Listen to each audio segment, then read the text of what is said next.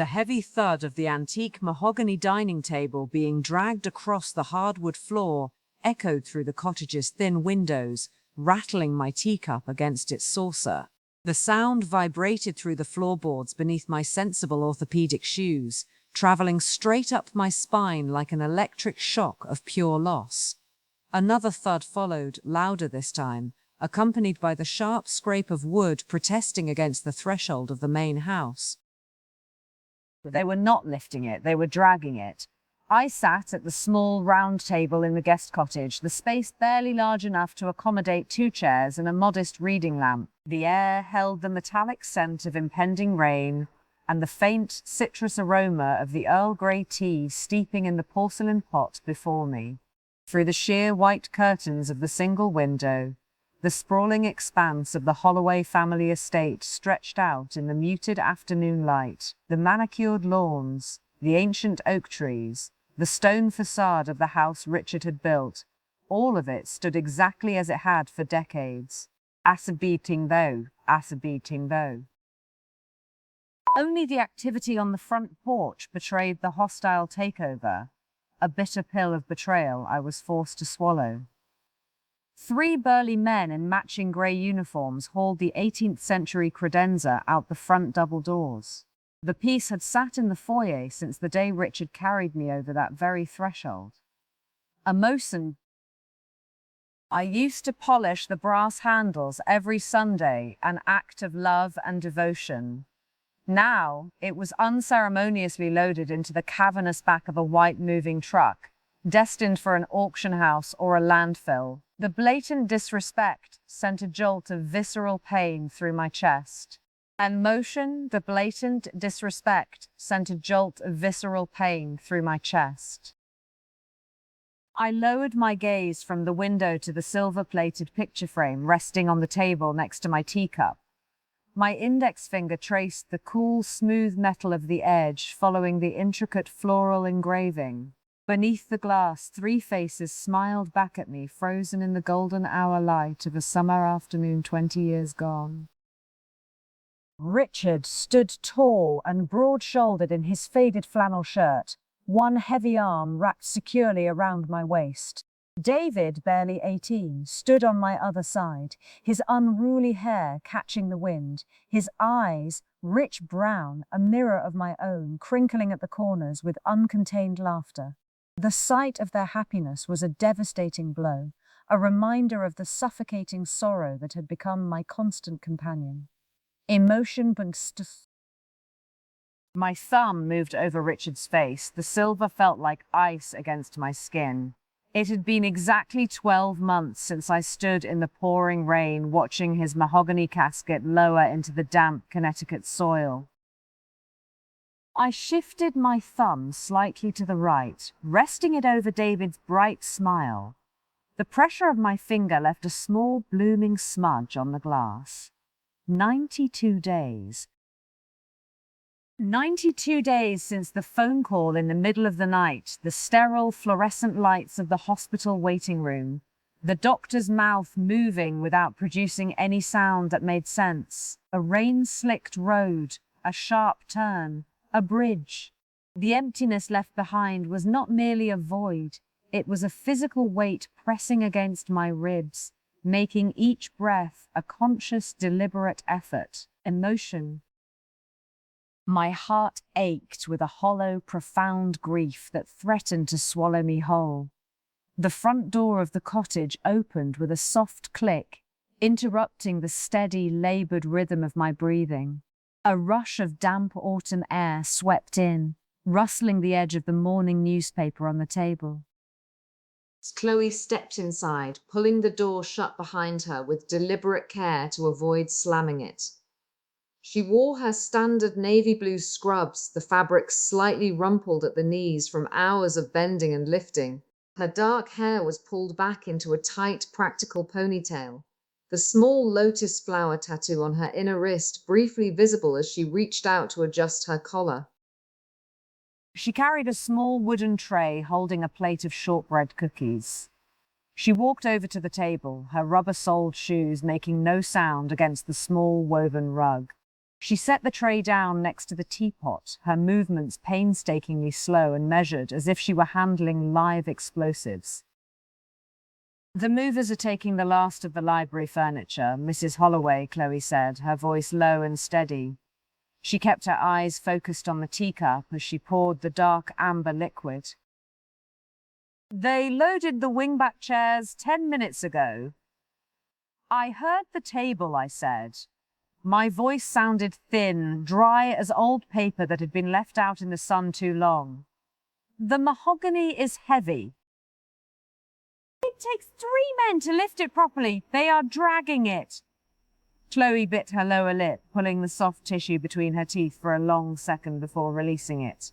She set the teapot back onto its trivet and took a step back, folding her hands tightly across the front of her scrubs. "There is something else, ma'am," Chloe said. She looked toward the window, her gaze fixing on the moving truck before snapping back to the space just above my shoulder. The lines around her mouth tightened, drawing her features into a taut mask of suppressed urgency. "Since a locksmith arrived half an hour ago. He is working on the back patio entrance now. She had him change the locks on the front doors and the library French doors first." The grandfather clock in the corner of the cottage ticked off 3 long seconds. The rhythmic, mechanical sound magnified in the small room, beating in time with the pulse thrumming in my ears. I looked back at the photograph. The smudge over David's face blurred his smile. Victoria had not merely evicted me into the guest quarters, she was sealing the fortress. She was systematically erasing the Holloway name from the halls, replacing antique mahogany with sterile glass and chrome, and locking the doors to ensure the past could never re-enter. She was trying to bury my family a second time. The realization struck me with the force of a physical blow, igniting a spark of pure, unadulterated anger deep within my mourning soul. I pulled my hands back from the frame. I brought them down to my lap, resting the right palm over the back of the left. I pressed my fingers together until the knuckles turned stark white against the grey wool of my cardigan. I sat perfectly still, my spine rigid against the wooden back of the chair. The erratic flutter in my chest slowed, settling into a steady, rhythmic thumping. The crushing weight of my grief began to crystallize, the raw anguish hardening into something sharp and cold and infinitely dangerous. The sorrow of a grieving mother was transforming into the calculated resolve of a survivor. Chloe remained silent, standing completely still beside the table. Emotion the crashene culminating the stenel profine of the table. Her eyes hardened, the dark irises catching the dim light from the lamp, reflecting a sharp, unyielding glint. She did not fidget. She did not offer empty platitudes or gentle pats on the shoulder. She simply stood as a witness. I leaned forward, closing the distance between myself and the photograph. I used the sleeve of my cardigan to carefully wipe away the smudge over David's face, restoring his smile. The silver frame caught the reflection of my silver hair, pinned tightly in its usual modest bun. "They think I'm finished, Richard," I whispered, each word clipped, precise, and entirely devoid of the tremor that had plagued my hands just an hour before. I picked up my teacup, the porcelain steady in my grip, and took a long, slow sip. The porcelain teacup had just met the saucer when the sharp, rapid click of stiletto heels striking the rough flagstone pathway cut through the afternoon air. The sound was harsh, metallic, violating the sanctuary of the guest cottage with a steady rhythm. The heavy oak door swung inward without a perfunctory knock, slamming against the interior plaster wall with enough force to send a violent shudder through the floorboards beneath my feet. Victoria swept into the room, bringing with her a gust of biting, damp autumn air and the cloying, heavy scent of synthetic floral perfume that masked a sharp, metallic undertone. Her striking blonde hair cascaded in rigid waves over the shoulders of a tailored crimson blazer, the exact, uncompromising shade of fresh arterial blood. Behind her trailed a man in a slate-grey suit, clutching a thick, pebbled leather briefcase to his chest. He bore the slick, polished sheen of a mid-level corporate attorney, his breathing shallow and fast in the small space. Chloe took a step back from the table at once, her posture stiffening as she moved to stand in silence in the corner, her bare hands clasped behind her back. "Don't bother standing up, Margaret," Victoria said, her voice pitched high, vibrating with an electric, manic energy that grated against my eardrums. She did not look at Chloe. She did not look at the cold, silver-plated family photograph resting near my hand. Her gaze was locked onto my face, her bright blue eyes cold, unblinking, and void of empathy. I remained still in my chair, my aged hands folded in my lap, feeling the coarse weave of my grey wool cardigan against my skin. I did not offer her a seat. The small cottage lacked room for the three of us, and her presence seemed to suck the remaining oxygen straight out of the atmosphere, leaving me lightheaded.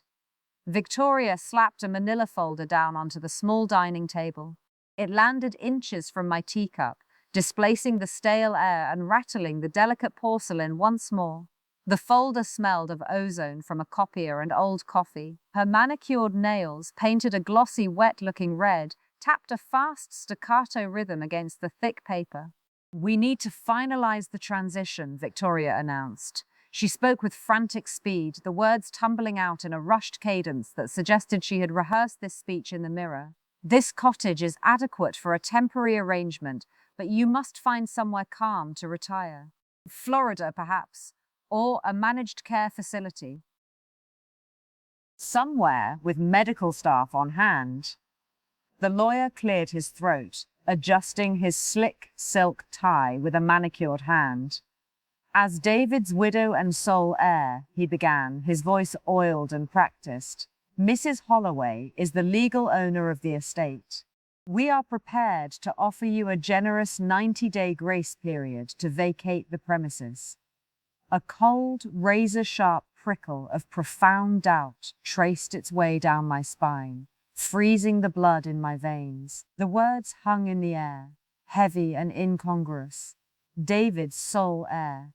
The acidic, burning bile of raw suspicion began to curdle in my stomach, replacing the hollow, devastating ache of my grief with an icy, visceral alertness. The heartbreak of losing my son clashed with a sudden, suffocating wave of betrayal.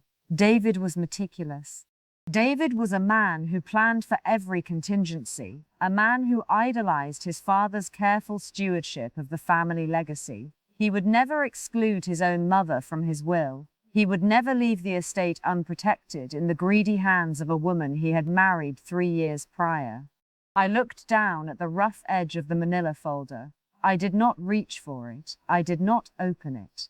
I simply kept my hands folded in my lap, letting the suffocating silence stretch between us until the heavy brass pendulum of the grandfather clock in the corner had ticked away 10 long, agonizing seconds. Victoria's red fingernails stopped tapping.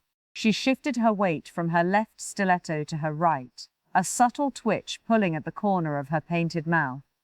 "David's will," I said, my voice a raspy whisper, yet it commanded the entire room. "You are claiming David left the Holloway estate to you."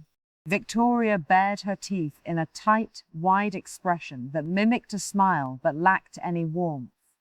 She laughed, a loud, sharp, grating sound that echoed off the low ceiling.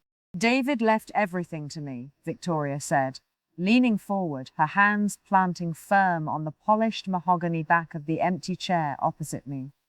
"Every bank account, every investment portfolio, and every square inch of this property. You can check with any lawyer you like, Margaret. It is legal and airtight."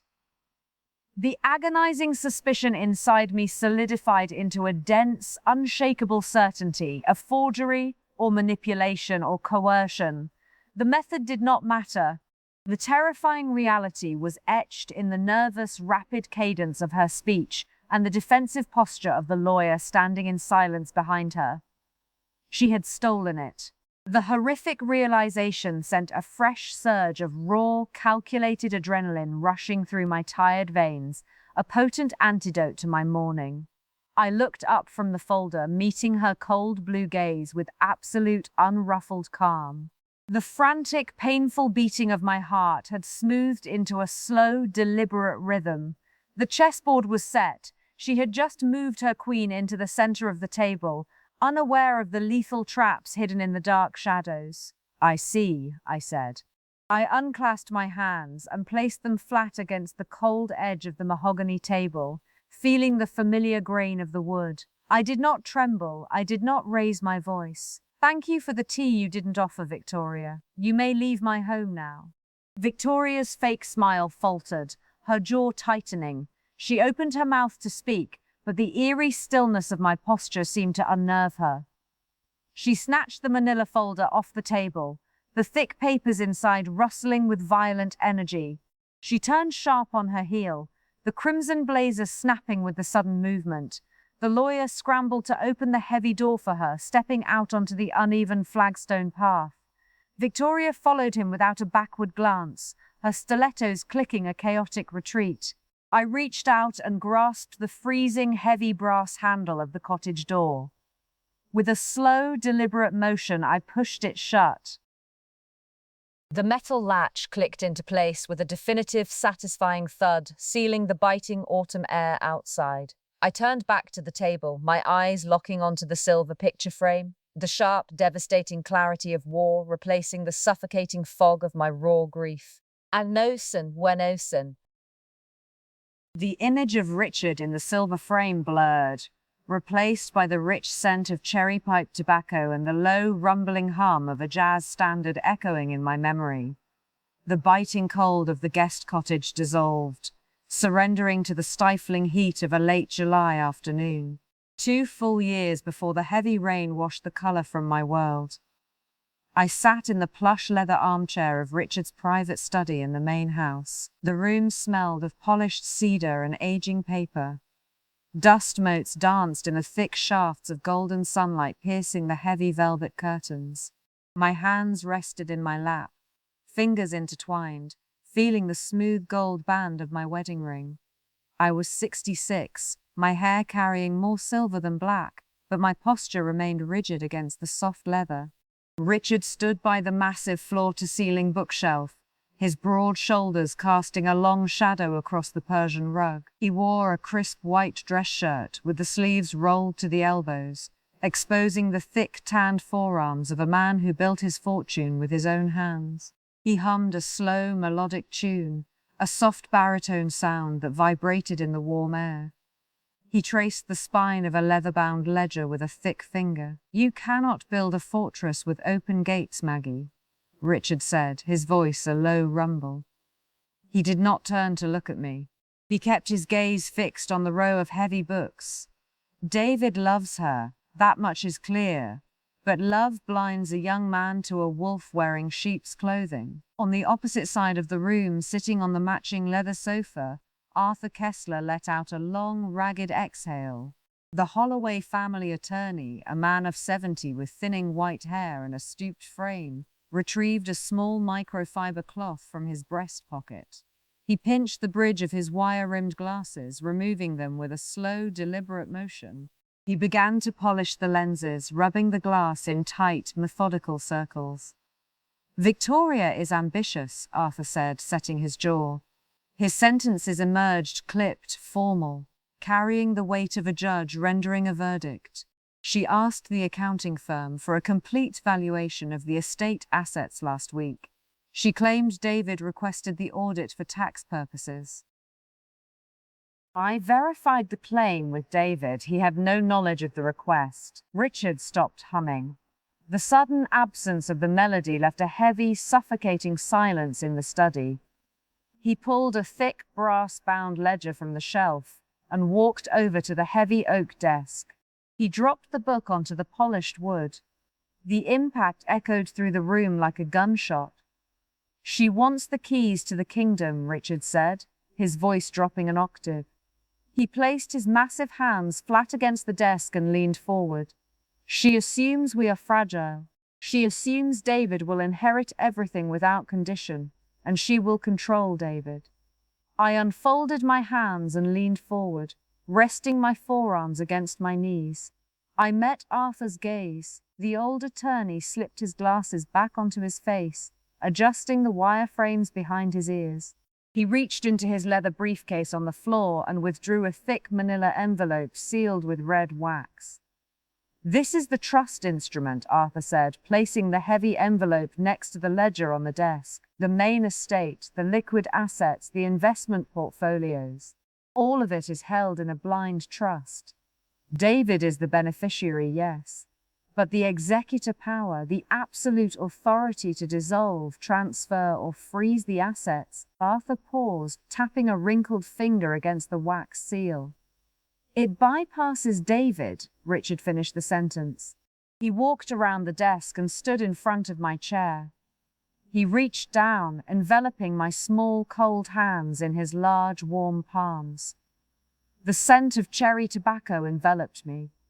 "It goes to you, Maggie. The moment I die, you own the board. David gets an allowance, but Victoria cannot touch the principal." "Not a single cent." I looked up into Richard's eyes, seeing the fierce, unyielding, protective instinct burning in the dark brown irises. He squeezed my hands, a firm, grounding pressure. "She will fight it," I said, my voice steady, betraying none of the apprehension tightening my chest. "She will try to break the trust. She will use David against us." Richard let out a harsh breath through his nose. He dropped my hands and took a step back, his expression hardening into a mask of pure granite. "Let her try," Richard said. "Let her show her teeth. You wait, Maggie. You wait until she thinks she has won. You wait until she overplays her hand, and then you spring the trap." He pointed a thick finger at the red wax seal. "Don't get mad, Maggie. Get even." The memory faded, the scent of cherry tobacco dissipating into the stale, damp air of the guest cottage. The warm sunlight of July vanished, replaced by the grey, oppressive gloom of autumn. I sat at the small round table, staring at the silver picture frame. The sharp clarity of war pulsed in my veins, a bright, undeniable spark of hope piercing the suffocating fog of grief. Victoria believed she held the winning hand. She believed the manila folder and the slick attorney granted her absolute power. She did not know about the red wax seal. She did not know about Arthur Kessler. I reached out and touched the cool glass over Richard's smiling face. The trembling in my hands ceased. I pushed the chair back from the table, the wooden legs scraping against the floorboards. I stood tall, squaring my shoulders against the cold room. It was time to make a phone call. Signing the rotary dial of the antique telephone, the action produced a sharp, mechanical clicking sound. I felt the heavy brass receiver against my skin. It was freezing, like a solid block of ice against my palm. I heard the metal gears grind and whir, returning the dial to its resting place.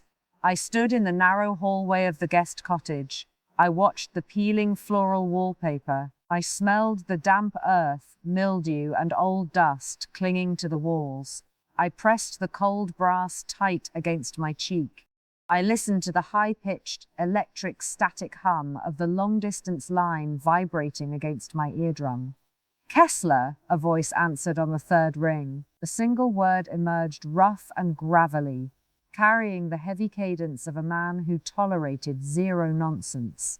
"The locks on the main house are different, Arthur," I said, bypassing the customary greetings. I tasted the sharp, metallic tang of copper coating the back of my tongue. I kept my voice low, pitching the volume just above a whisper. Victoria brought a man in a slate-grey suit. She presented a manila folder and claimed David left the entirety of the Holloway estate to her. A heavy, oppressive silence stretched across the phone line. I heard the crisp, abrasive rustle of thick paper shifting across a wooden desk, followed by the familiar exhalation of breath. I watched the dim, grey afternoon light cast long, skeletal shadows across the dust-covered floorboards around my feet. "A manila folder," Arthur said, the gravel in his voice hardening into solid rock. She is claiming sole inheritance. She offered me a generous 90-day grace period to vacate the property, I said. My fingers tightened around the phone cord. I felt the coiled plastic press deep white grooves into my skin, causing a dull throb of pain. She stated her claim is airtight. Her claim is a fabrication, Arthur snapped, the volume of his voice rising a fraction. The blind trust Richard established remains active and impenetrable. I possess the original sealed documents in my personal vault. David had zero authority to dissolve the trust or reassign the principal assets. I closed my eyes. I let the absolute certainty of his words wash over me. The acidic, burning bile in my stomach subsided, replaced by a cold, calculating focus. Victoria had played a forged hand, emotion.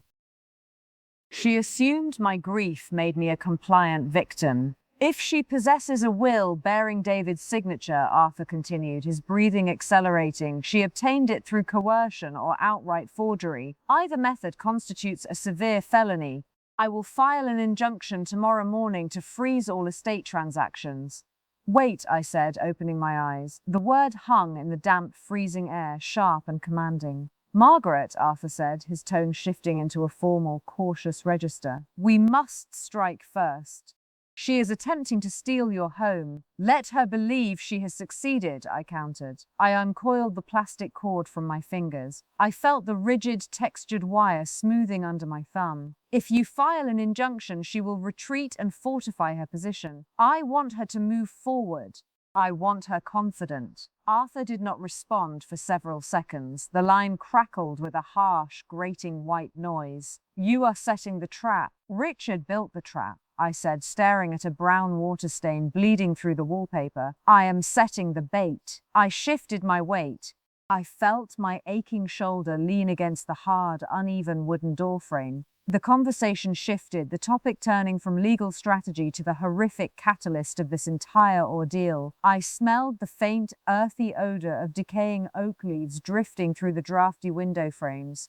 The police report concerning David, I said. The name caught in my throat like a jagged shard of glass. I swallowed hard, forcing the obstruction down. I tasted bitter copper once more. They ruled it an accident, a sharp curve on a wet, slick asphalt road. That is the official conclusion, my dear friend, Arthur said. The gravel returned to his voice, heavier and darker this time. David drove that particular stretch of road twice a week for 5 years, I said. My voice was steady, devoid of the tremor that had plagued my hands earlier. He maintained his vehicle with exhaustive precision. Emotion. He despised reckless driving, and he possessed reflexes honed by years of competitive fencing. A wet road is unpredictable, Arthur countered, though the conviction in his words lacked its usual concrete foundation. I do not believe in unpredictable coincidences, Arthur, I said. The horrific suspicion that had festered in the back of my mind since the night of the hospital phone call now took center stage. It demanded attention. Victoria arrives with a forged will 90 days after my son dies in a solitary car crash. The timeline is too convenient. Another stretch of heavy, suffocating silence followed. I heard a rhythmic, high-pitched squeak over the line. I pictured Arthur leaning back in his leather desk chair, retrieving the small microfiber cloth from his breast pocket to polish his wire-rimmed glasses. What do you need me to do, Margaret? Arthur asked. The question lacked any hesitation. It was a pledge of absolute loyalty. Obtain the unredacted police report, I instructed, my words precise and clipped. Acquire the autopsy records. Find the name of the mechanic who last serviced David's car. Do not use official channels. Keep this invisible. Consider it done, Arthur said. And Arthur, I added. My gaze shifted toward the dirty window pane. I watched the massive white moving truck idle in the driveway of the main house. I smelled the acrid exhaust fumes drifting into the pale grey sky. Find out who Victoria hired to draft that forged will. I will call you on a secure line when I have the files, Arthur said. I placed the heavy brass receiver back onto the cradle. I heard the loud mechanical click sever the connection, leaving the guest cottage in absolute silence. I stood in the hallway, I felt the biting chill of the autumn afternoon seeping into my bones. The suffocating weight of my mourning remained, a raw physical ache in my chest, but it no longer paralyzed me. The grief had transformed. It was now pure, combustible fuel. I had a mission. I would expose the fraud, I would uncover the truth behind my son's death, and I would dismantle Victoria Holloway piece by piece. 3 sharp, rhythmic knocks against the heavy oak door of the guest cottage shattered the absolute silence of the midnight hour. I heard the relentless, driving rain pounding against the dark glass of the thin window panes. I crossed the narrow hallway, feeling the freezing brass deadbolt against my bare skin. I turned the lock. The metal mechanism produced a loud, heavy clack. I pulled the door inward. A harsh gust of wind rushed into the cottage, carrying the distinct smell of damp earth, crushed wet leaves, and ozone. Arthur stood on the uneven flagstone porch. The glaring light of the single porch bulb cast harsh shadows across his wrinkled face. His thick wool coat dripped with cold rainwater, pooling in small dark puddles around his leather shoes. He looked as if the weight of the world had settled onto his stooped shoulders. "Come inside, Arthur," I said. My voice emerged low and steady. I tasted the stale, bitter residue of Earl Grey tea on my tongue. Arthur stepped across the threshold, bringing the raw chill of the storm into the small room. He carried a battered, pebbled leather briefcase clutched tight against his chest, like a soldier guarding a dispatch. I watched him shrug off the wet wool coat. He draped the heavy fabric over the back of a wooden dining chair. The damp wool emitted a distinct, earthy odor. He set the briefcase onto the polished surface of the mahogany table. The leather squeaked against the dark wood. Arthur retrieved a small microfiber cloth from his breast pocket. He pinched the bridge of his wire-rimmed glasses, removing them with precise care. He rubbed the glass lenses in tight, methodical circles. He set his jaw, the muscles twitching beneath his pale, age-spotted skin. The mechanic closed his shop and vanished 3 days after the crash, Arthur said. His voice carried the rough, grating texture of crushed gravel. He left no forwarding address. I folded my aged hands together, resting them flat against the cold mahogany table. The weight of his words pressed down on my chest. I did not blink. I waited for the rest of the agonizing truth to fall. Emotion. Arthur opened the brass clasps of his briefcase. The loud snaps echoed in the small room. He withdrew a thick stack of coarse white paper. He slid the documents across the table toward me. I heard the crisp, abrasive rustle of the paper sliding over the wood. "The autopsy," Arthur said, pointing a trembling finger at the top sheet. "The official cause of death remains blunt force trauma from the impact. However, the toxicology screening revealed a massive concentration of synthetic muscle relaxants in his bloodstream, enough to induce severe lethargy and impaired motor function." The words hung in the freezing air. The grief I had been holding at bay crashed over me like a tidal wave, dragging me into a hollow abyss. She drugged my son. She poisoned him, put him behind the wheel of his car, and let the rain-slicked roads execute a flawless murder, as if she had orchestrated the betrayal with the cold precision of a surgeon. The sheer rage ignited in my stomach a fierce, burning ache that consumed every trace of sorrow. The loss transformed into something far more dangerous. I swallowed the bitter despair, refusing to succumb. The fear of failure was not an option. "I will take this to the district attorney in the morning," Arthur said. He placed his hands flat against the table, his posture rigid.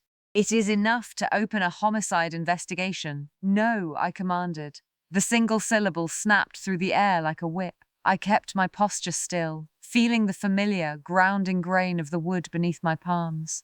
The burden of this knowledge was crushing, as though the entire estate collapsed onto my shoulders. But the grief hardened, the anger sharpened. The evidence is entirely circumstantial. A vanished mechanic and a prescription drug trace. She will hire a team of corporate defense attorneys.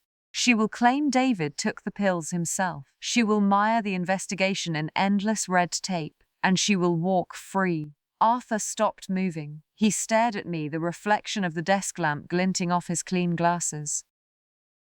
We cannot let her claim the estate. We will not let her claim a single dime, I said. The erratic beating of my heart smoothed into a slow, calculating rhythm. I wondered if Richard, from wherever he watched, could see the way a grieving mother could transform into an instrument of absolute ruin. We must construct a scenario where she incriminates herself. We must force her to commit an undeniable documented felony in the full light of a federal courtroom. How? Arthur asked. The gravel in his voice smoothed into a tone of quiet anticipation. We fabricate a second will, I said, my gaze dropping to the coarse white paper of the autopsy report. A holographic will, handwritten by David, dated 2 weeks after the forged document she possesses.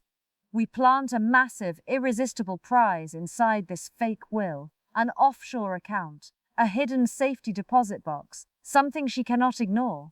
Arthur narrowed his eyes, tracking the logic of the trap. He leaned forward, resting his elbows against the table. To claim the hidden asset, she must present her forged will to the probate judge, Arthur said, the realization drawing his features into a mask of pure focus. She must swear under penalty of perjury that her document is the final, true testament. And when she attempts to claim the fake offshore account using the fraudulent paperwork, she commits federal wire fraud and perjury, I finished the sentence. I unclasped my hands and traced the cold edge of the autopsy report. She builds her own prison, and the district attorney will have undeniable, ironclad proof of her deception to leverage against the murder charge. Arthur let out a long, slow breath. The sound hissed through the quiet room. He reached down and closed the heavy brass clasps of his briefcase. He stood tall, squaring his stooped shoulders against the shadows. I will draft the holographic will tonight, Arthur said, his voice clipped and precise. I will make it irresistible. Make it flawless, Arthur, I said. I watched him pick up his wet wool coat from the chair. The biting chill of the midnight rain continued to pound against the glass. The hollow ache of my loss remained, a permanent scar etched into my chest, but the hope burned brighter than the shame of my previous inaction. The trust I placed in Arthur was absolute.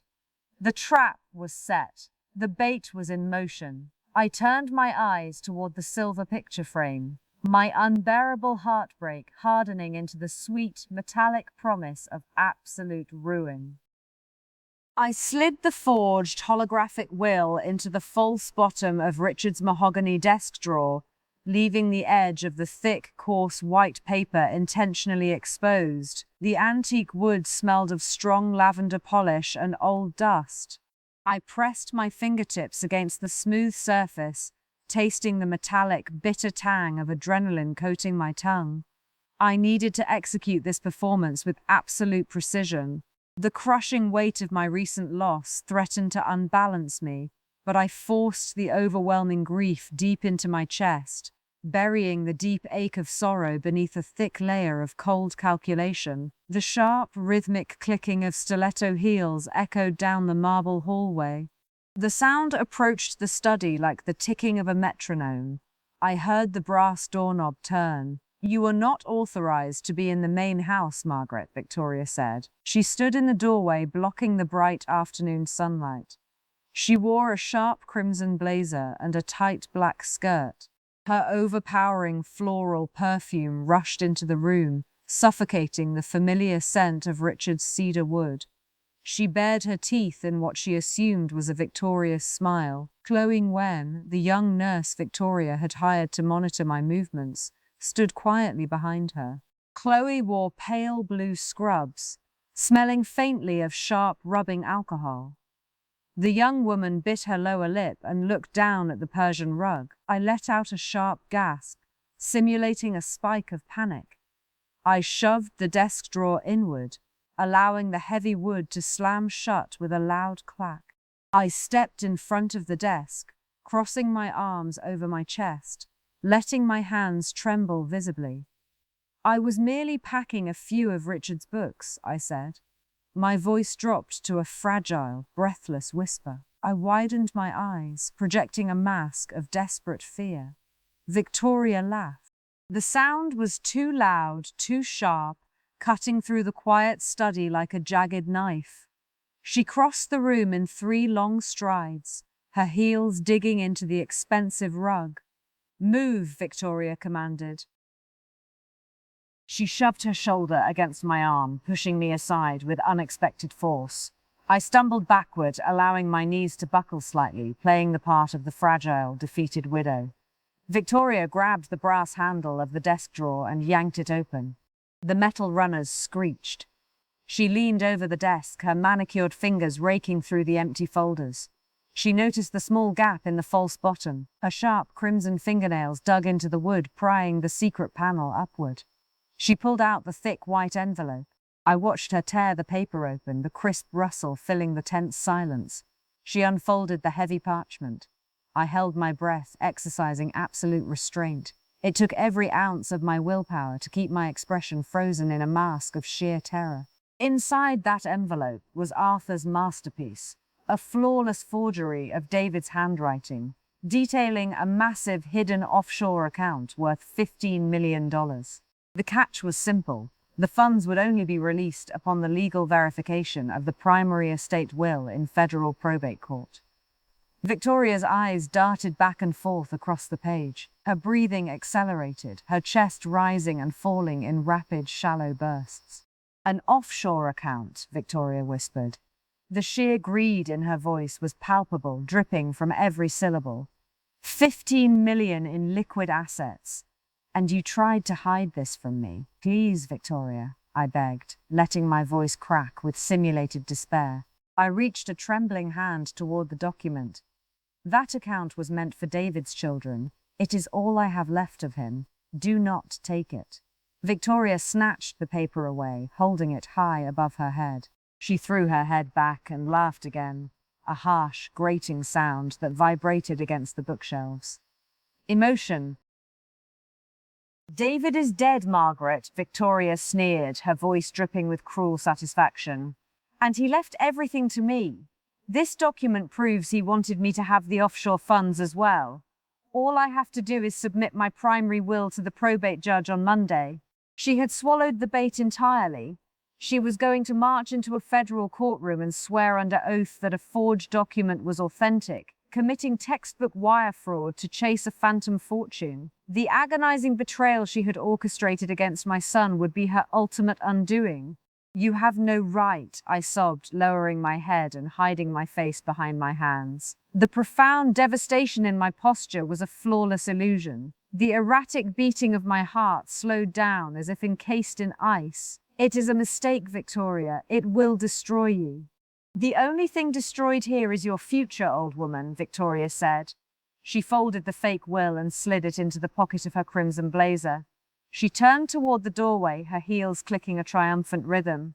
"Chloe, escort Margaret back to the guest cottage.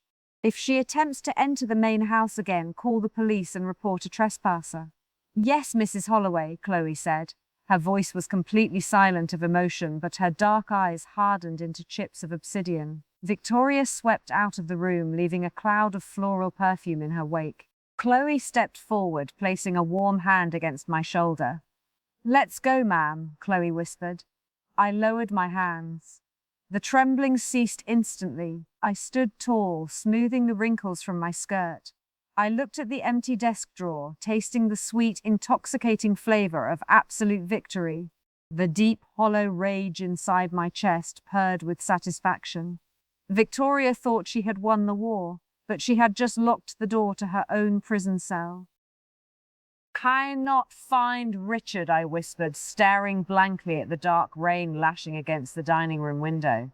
I sat in the small armchair of the guest cottage, a delicate porcelain teacup resting on my knees. The thick, oppressive silence of the room amplified the wet, rhythmic drumming of the storm outside. I smelled the sharp, familiar ozone of the rain mixing with the stale, bitter aroma of old Earl Grey tea. The front door of the cottage swung open. A harsh gust of wind rushed inside, carrying the freezing chill of the damp earth. Victoria stepped across the threshold, shaking the cold rainwater from her expensive cashmere coat. Her overpowering floral perfume instantly suffocated the small space. Chloe Wen entered silently behind her, carrying a folded stack of clean towels. Chloe smelled faintly of crisp linen and antiseptic soap. "What are you muttering about now, Mother?" Victoria asked. She crossed the room, her stiletto heels clicking sharply against the hardwood floor, echoing like the strikes of a hammer. "Richard," I repeated. I kept my gaze fixed on the grey, turbulent clouds beyond the glass. I forced my vocal cords to waver, producing a fragile, reedy tone. "He was supposed to be home for dinner. The roast is going to ruin."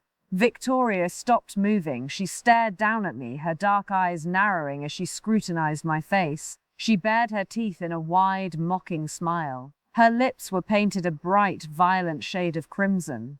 "Richard has been dead for 2 years, Margaret," Victoria said. Her voice dripped with condescending pity. "And David is dead too. You are entirely alone." The sheer cruelty of her words sent a violent, agonizing shockwave through my chest. The crushing weight of my profound loss threatened to break my composure, but I swallowed the deep ache of sorrow. I needed to feed her arrogance. I needed her to believe that my mind was crumbling into dust. I deliberately loosened my grip on the porcelain teacup. The thin ceramic rattled violently against its matching saucer. I allowed my hands to tremble, mimicking the uncontrolled spasms of extreme old age.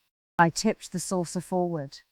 The lukewarm, dark brown tea spilled over the rim, splashing across the fabric of my pale blue skirt. The wet stain spread quickly, soaking into the wool with a dark, humiliating patch. "Oh dear," I stammered, raising my trembling, wrinkled hands to my face. "I made a mess. I am so sorry. I do not know what is happening to me." The performance demanded a level of profound humiliation that burned my pride like raw acid. I had spent 40 years building an empire, commanding boardrooms, and navigating cutthroat negotiations. Now I was reducing myself to a pathetic, senile caricature. The profound devastation of this charade gnawed at my dignity, but the absolute, undeniable rage burning in my stomach kept my hands shaking. Every moment of this pathetic weakness solidified the iron bars of her prison. Victoria let out a loud, theatrical sigh. She crossed her arms over her chest, staring down at my stained skirt with pure, unadulterated disgust. "Look at yourself," Victoria sneered. She turned her head toward the young nurse standing quietly by the doorway. "Chloe, clean her up. The old woman is completely losing her mind. It is pathetic." "Yes, Mrs. Holloway," Chloe said softly. The young woman stepped forward, her dark eyes wide. She knelt beside my chair, pressing a thick, dry towel against the wet stain on my skirt. I felt the rough, coarse texture of the cotton fabric against my skin. The damp wool of my skirt clung uncomfortably to my legs, radiating a miserable, biting chill. "Make sure she does not wander outside and drown in the rain," Victoria commanded, checking the gold watch on her left wrist. "I am leaving for the federal courthouse. I have an appointment with the probate judge to finalize the estate transfer. I will not have this senile embarrassment ruining my day." She turned on her heel and swept out of the cottage, slamming the heavy wooden door behind her. The loud, percussive boom rattled the thin window panes. I waited for the sound of her car engine to start. I heard the low, mechanical rumble vibrate through the floorboards, followed by the crunch of heavy tires rolling over the gravel driveway, fading into the distance. I lowered my hands from my face. The violent trembling in my fingers ceased instantly, locking into a state of absolute, unnatural stillness. I picked up the porcelain teacup from my lap with perfect, fluid precision. Chloe gasped, pulling her hands away from the towel. She stared at me, her mouth parting in sheer shock. The young nurse looked at my steady hands, then up to my cold, calculating eyes. You are not senile?" Chloe whispered, her voice barely audible over the rain, asking a question she could hardly believe. "I am perfectly lucid, Chloe," I said. My voice emerged sharp, authoritative, and entirely devoid of fear. I tasted the sweet, metallic tang of absolute victory on my tongue. And Victoria is currently driving to a federal courthouse to submit a forged document under penalty of perjury. She is committing wire fraud as if guided by an invisible hand. She will stand before a judge, raise her right hand, and swear an oath to a lie. The unbearable grief of a mourning mother had transformed into a flawless weapon.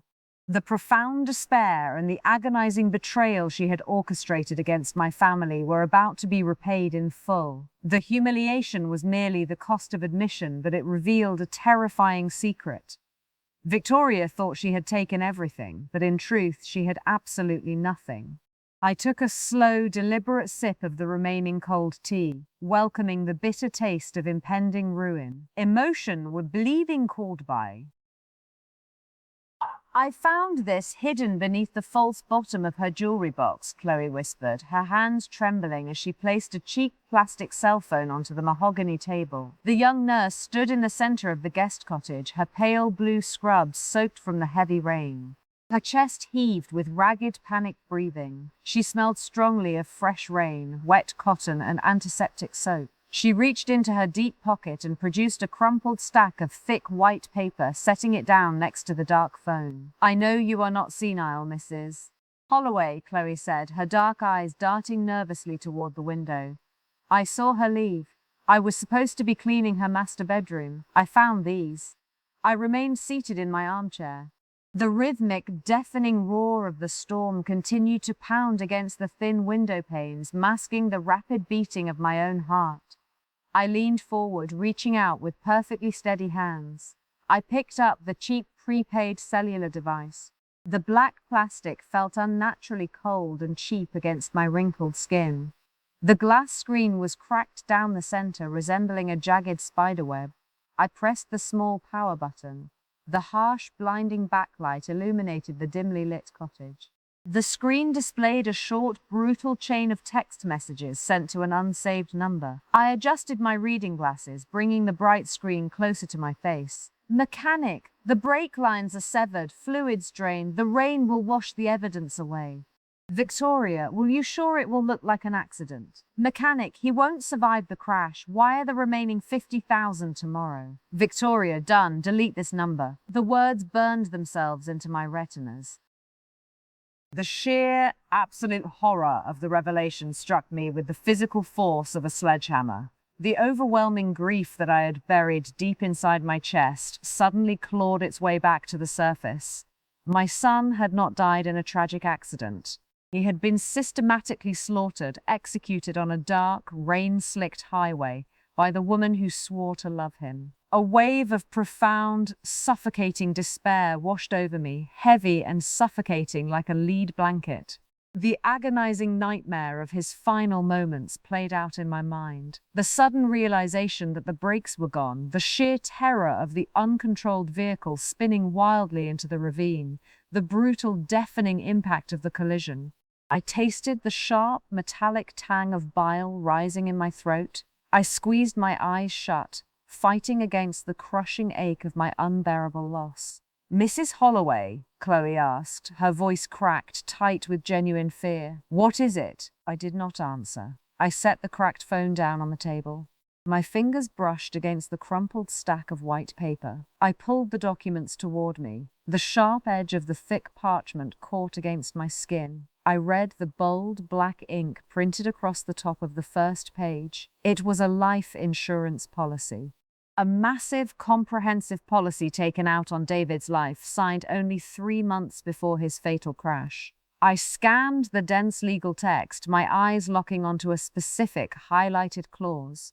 Double indemnity in the event of an accidental death. A staggering payout of $10 million wired directly to Victoria's private accounts. The profound trauma of a grieving mother vanished, instantly vaporized by a blinding nuclear-grade fury. The deep sorrow transformed into an absolute, undeniable rage. Emotion. This ultimate betrayal was not merely an act of desperate greed. It was a calculated, blood-soaked business transaction. I stood up. The wooden legs of my armchair scraped loudly against the floorboards. I pressed my hands flat against the mahogany table, leaning my weight over the damning evidence. The erratic, panicked rhythm of my breathing smoothed into a slow, measured cadence, as if my lungs were pumping pure ice. "She murdered him," I said. My voice emerged hollow and completely devoid of human warmth. The sound cut through the quiet room like a jagged knife. She orchestrated his execution for an insurance payout, and she used his forged signature to steal the rest of the estate. Chloe covered her mouth with both hands, letting out a sharp, horrified gasp.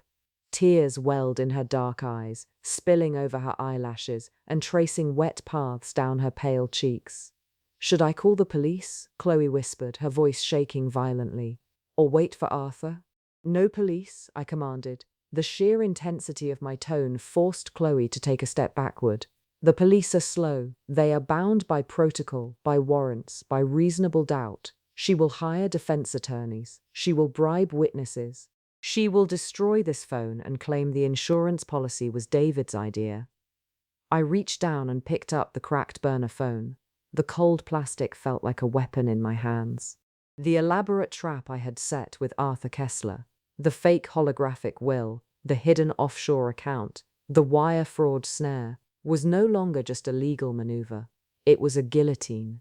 "We will give this evidence directly to Arthur Kessler tonight," I said, turning my gaze toward the dark, turbulent storm raging outside the window. The absolute devastation of my broken family fueled a dark, relentless fire inside my chest, burning away the last remnants of my mercy. Emotion.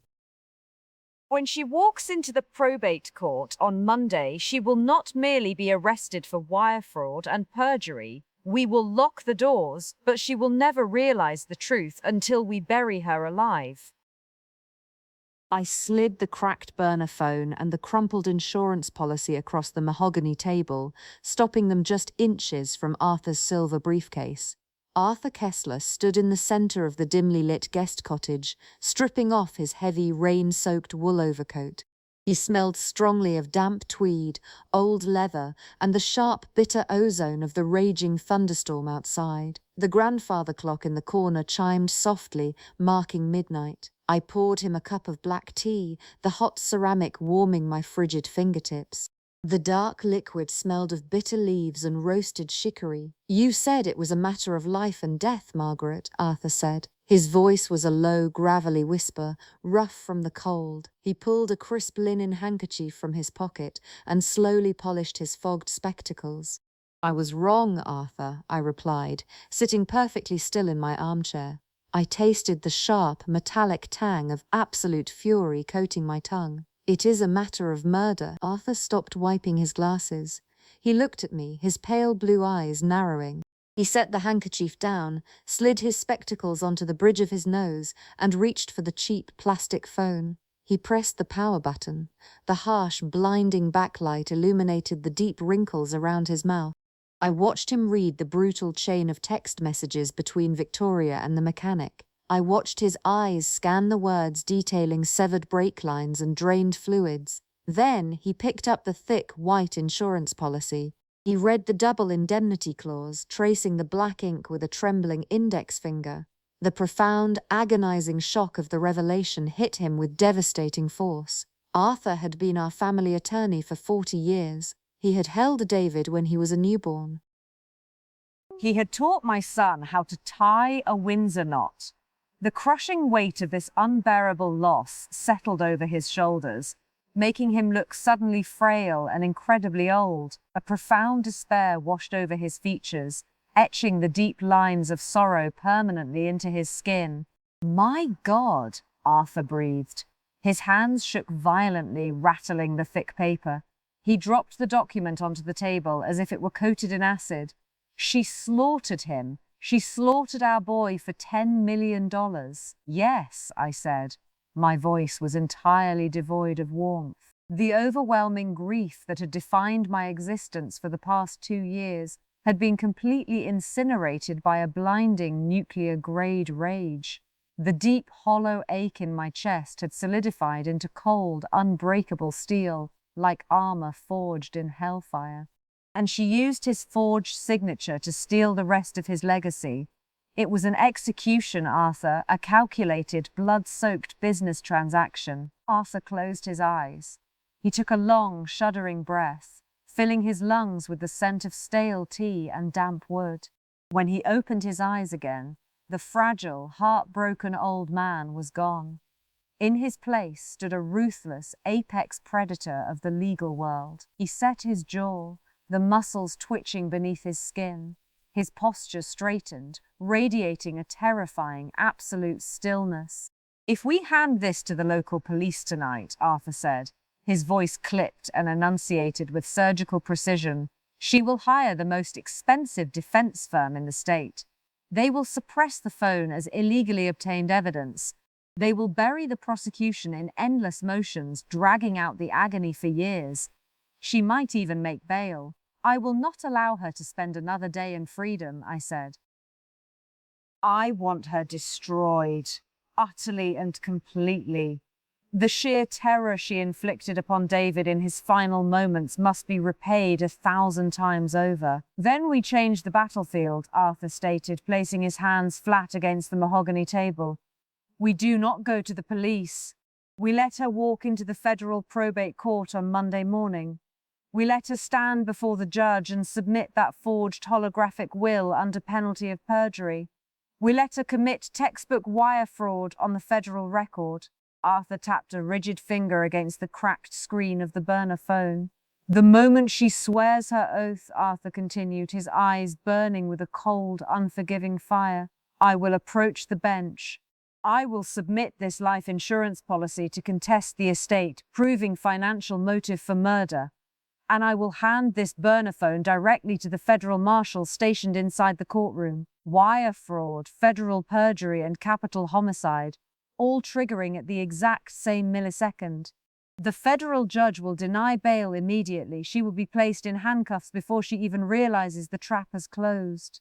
It was a masterpiece of lethal strategy. The absolute devastation of Victoria's future was mapped out with flawless, terrifying clarity. The profound betrayal she had orchestrated against my family was about to become the instrument of her own demise. "It is a guillotine," I whispered, feeling a dark, relentless satisfaction purring inside my stomach. The sorrow of a mourning mother had transformed into the cold fury of an executioner. "She believes I am a pathetic, senile old woman." "Let her believe it," Arthur said. He snapped the heavy brass latches of his silver briefcase shut. The sharp, metallic click snapped through the quiet room like the cocking of a rifle. "Let her march to her own execution. Will the judge allow the phone into evidence without a warrant?" "In a federal homicide context with an immediate flight risk, yes," Arthur replied, his voice devoid of mercy. "She will scream and protest, but she will never escape the absolute truth." "I think it is time we discuss the future of this property," Victoria announced, raising her expensive champagne flute toward the glittering crystal chandelier. The grand dining room of the Holloway estate was suffocatingly hot. The long mahogany table was crowded with extended family, cousins, aunts, and business associates who had gathered for what Victoria called a celebration of life.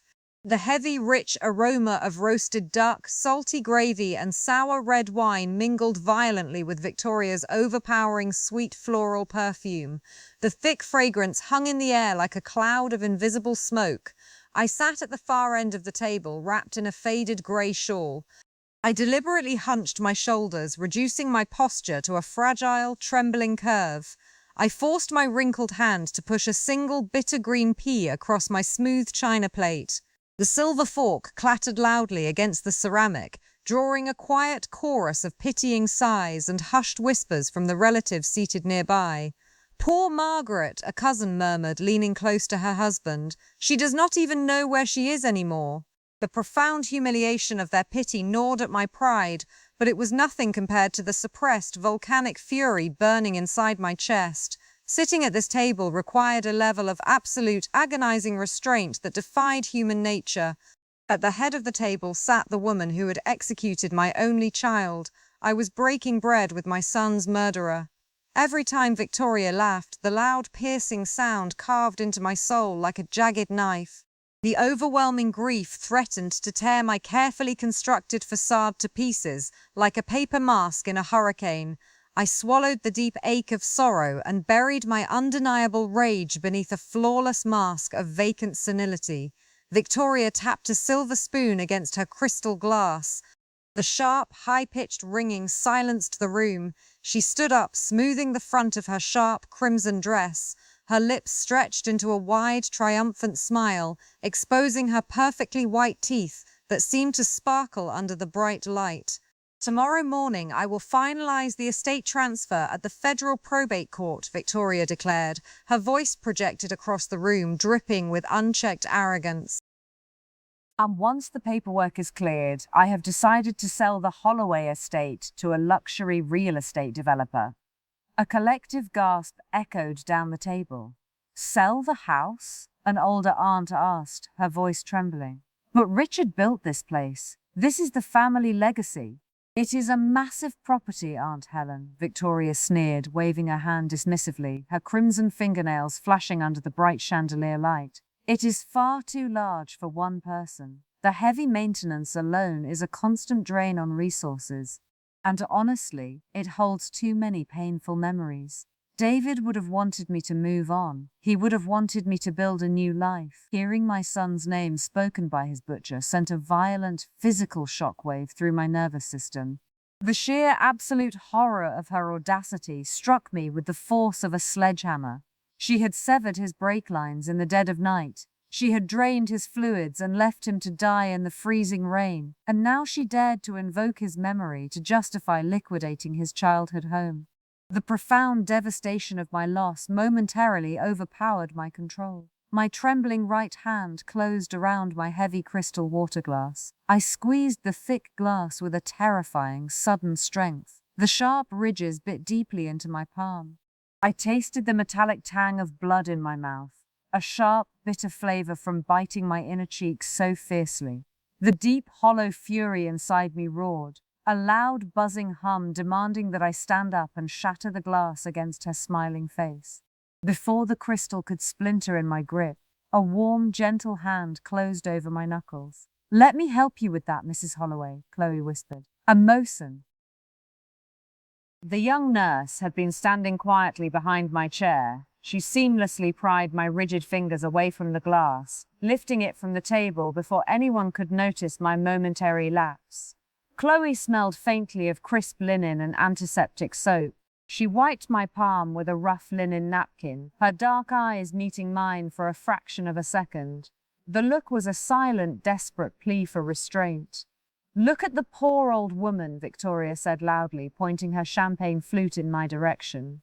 The guests turned to stare at me with varying degrees of discomfort. "She cannot even hold a glass of water without her nurse. The assisted living facility will be here on Tuesday to collect her. It is the most humane option." I let my hands fall limply into my lap. I tilted my head to the side, allowing my mouth to hang open slightly, projecting a mask of total, absolute confusion. The performance demanded an unbearable sacrifice of dignity, but it was a necessary armor. "Yes, dear," I mumbled, my voice fragile and hollow. "Whatever you say."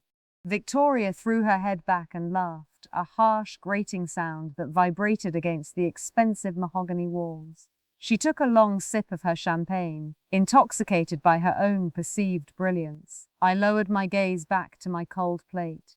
The erratic beating of my heart slowed down, turning cold and measured, as if encased in solid ice. Victoria thought she was setting a timeline for my exile. She did not realize she had just finalized the schedule for her own execution.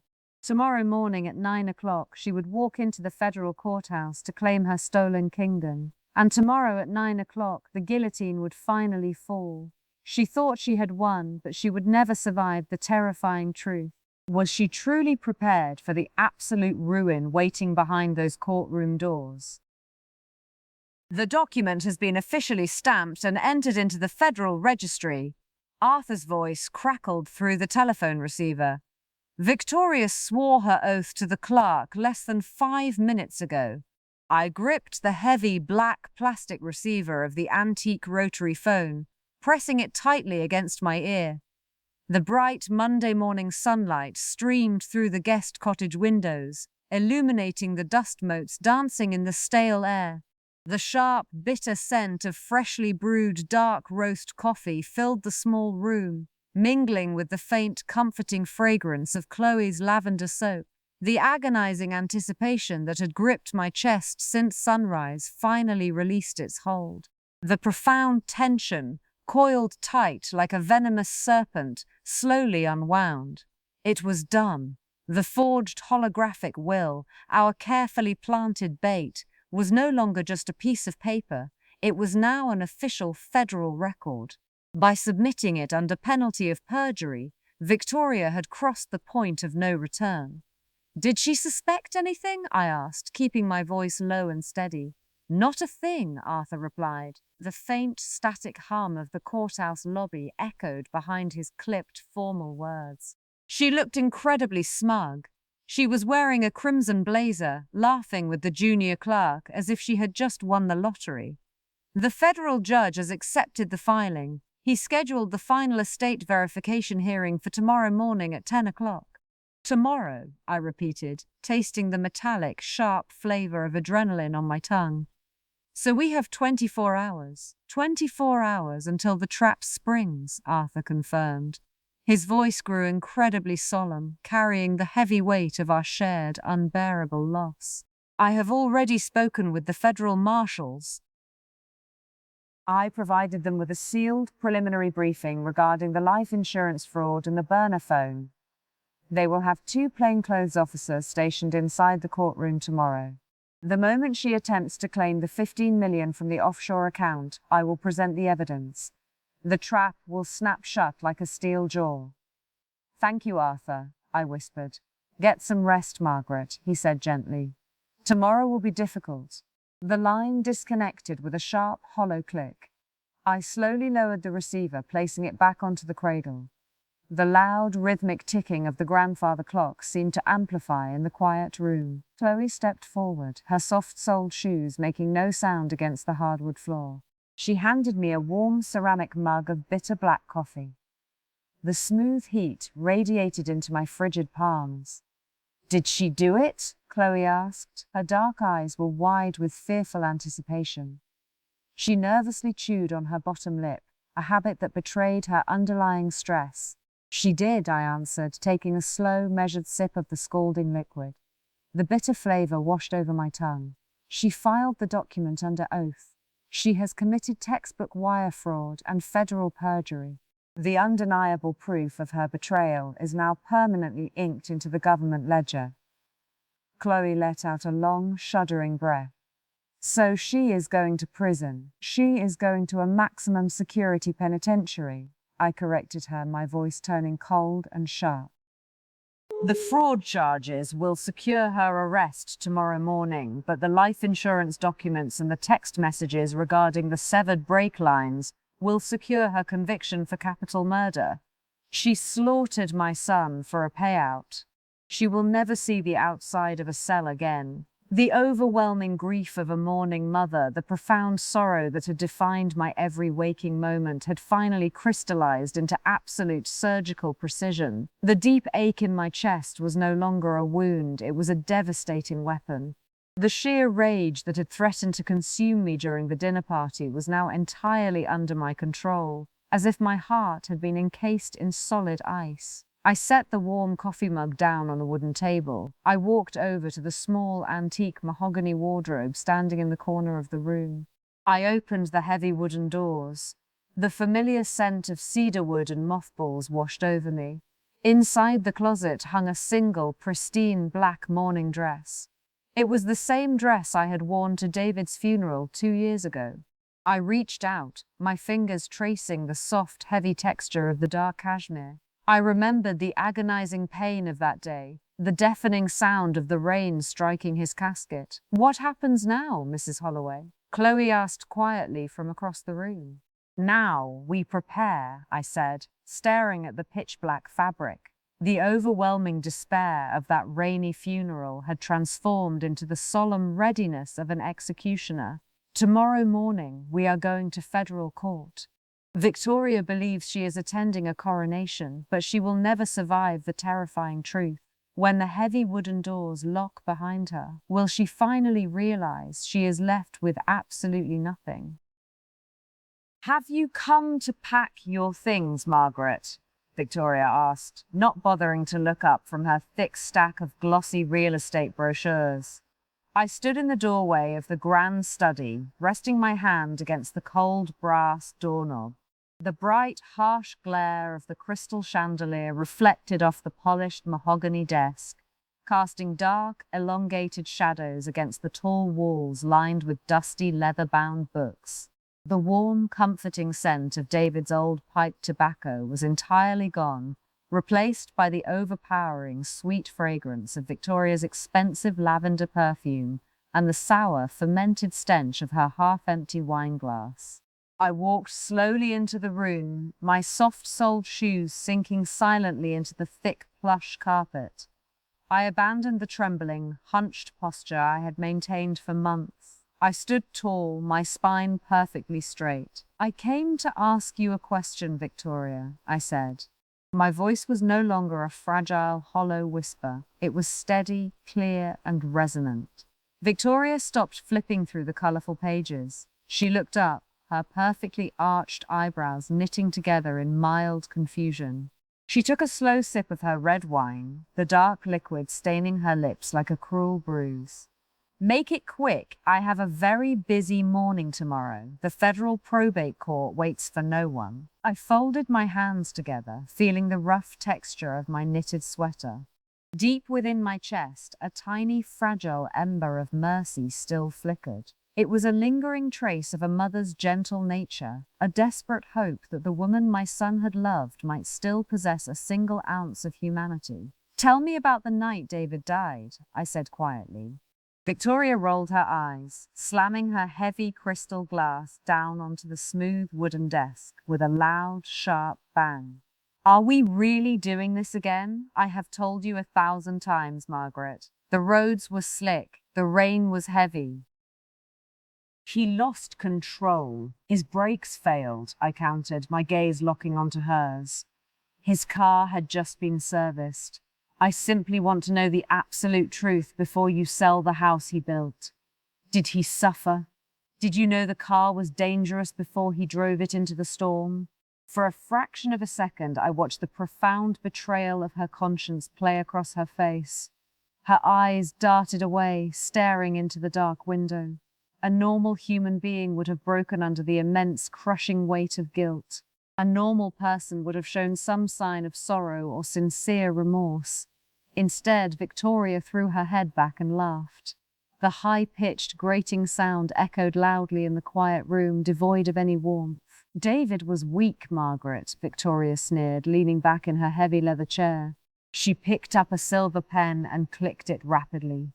The sharp, metallic clicks sounded like tiny gunshots. "He was overly sentimental, just like you. He refused to aggressively expand the business. He was content with a mediocre life. It was his own fault he drove that outdated car in a storm. Stop wallowing in your pathetic grief and accept reality." Her cruel, unforgiving words struck me with the force of a physical blow, like a sledgehammer hitting my chest.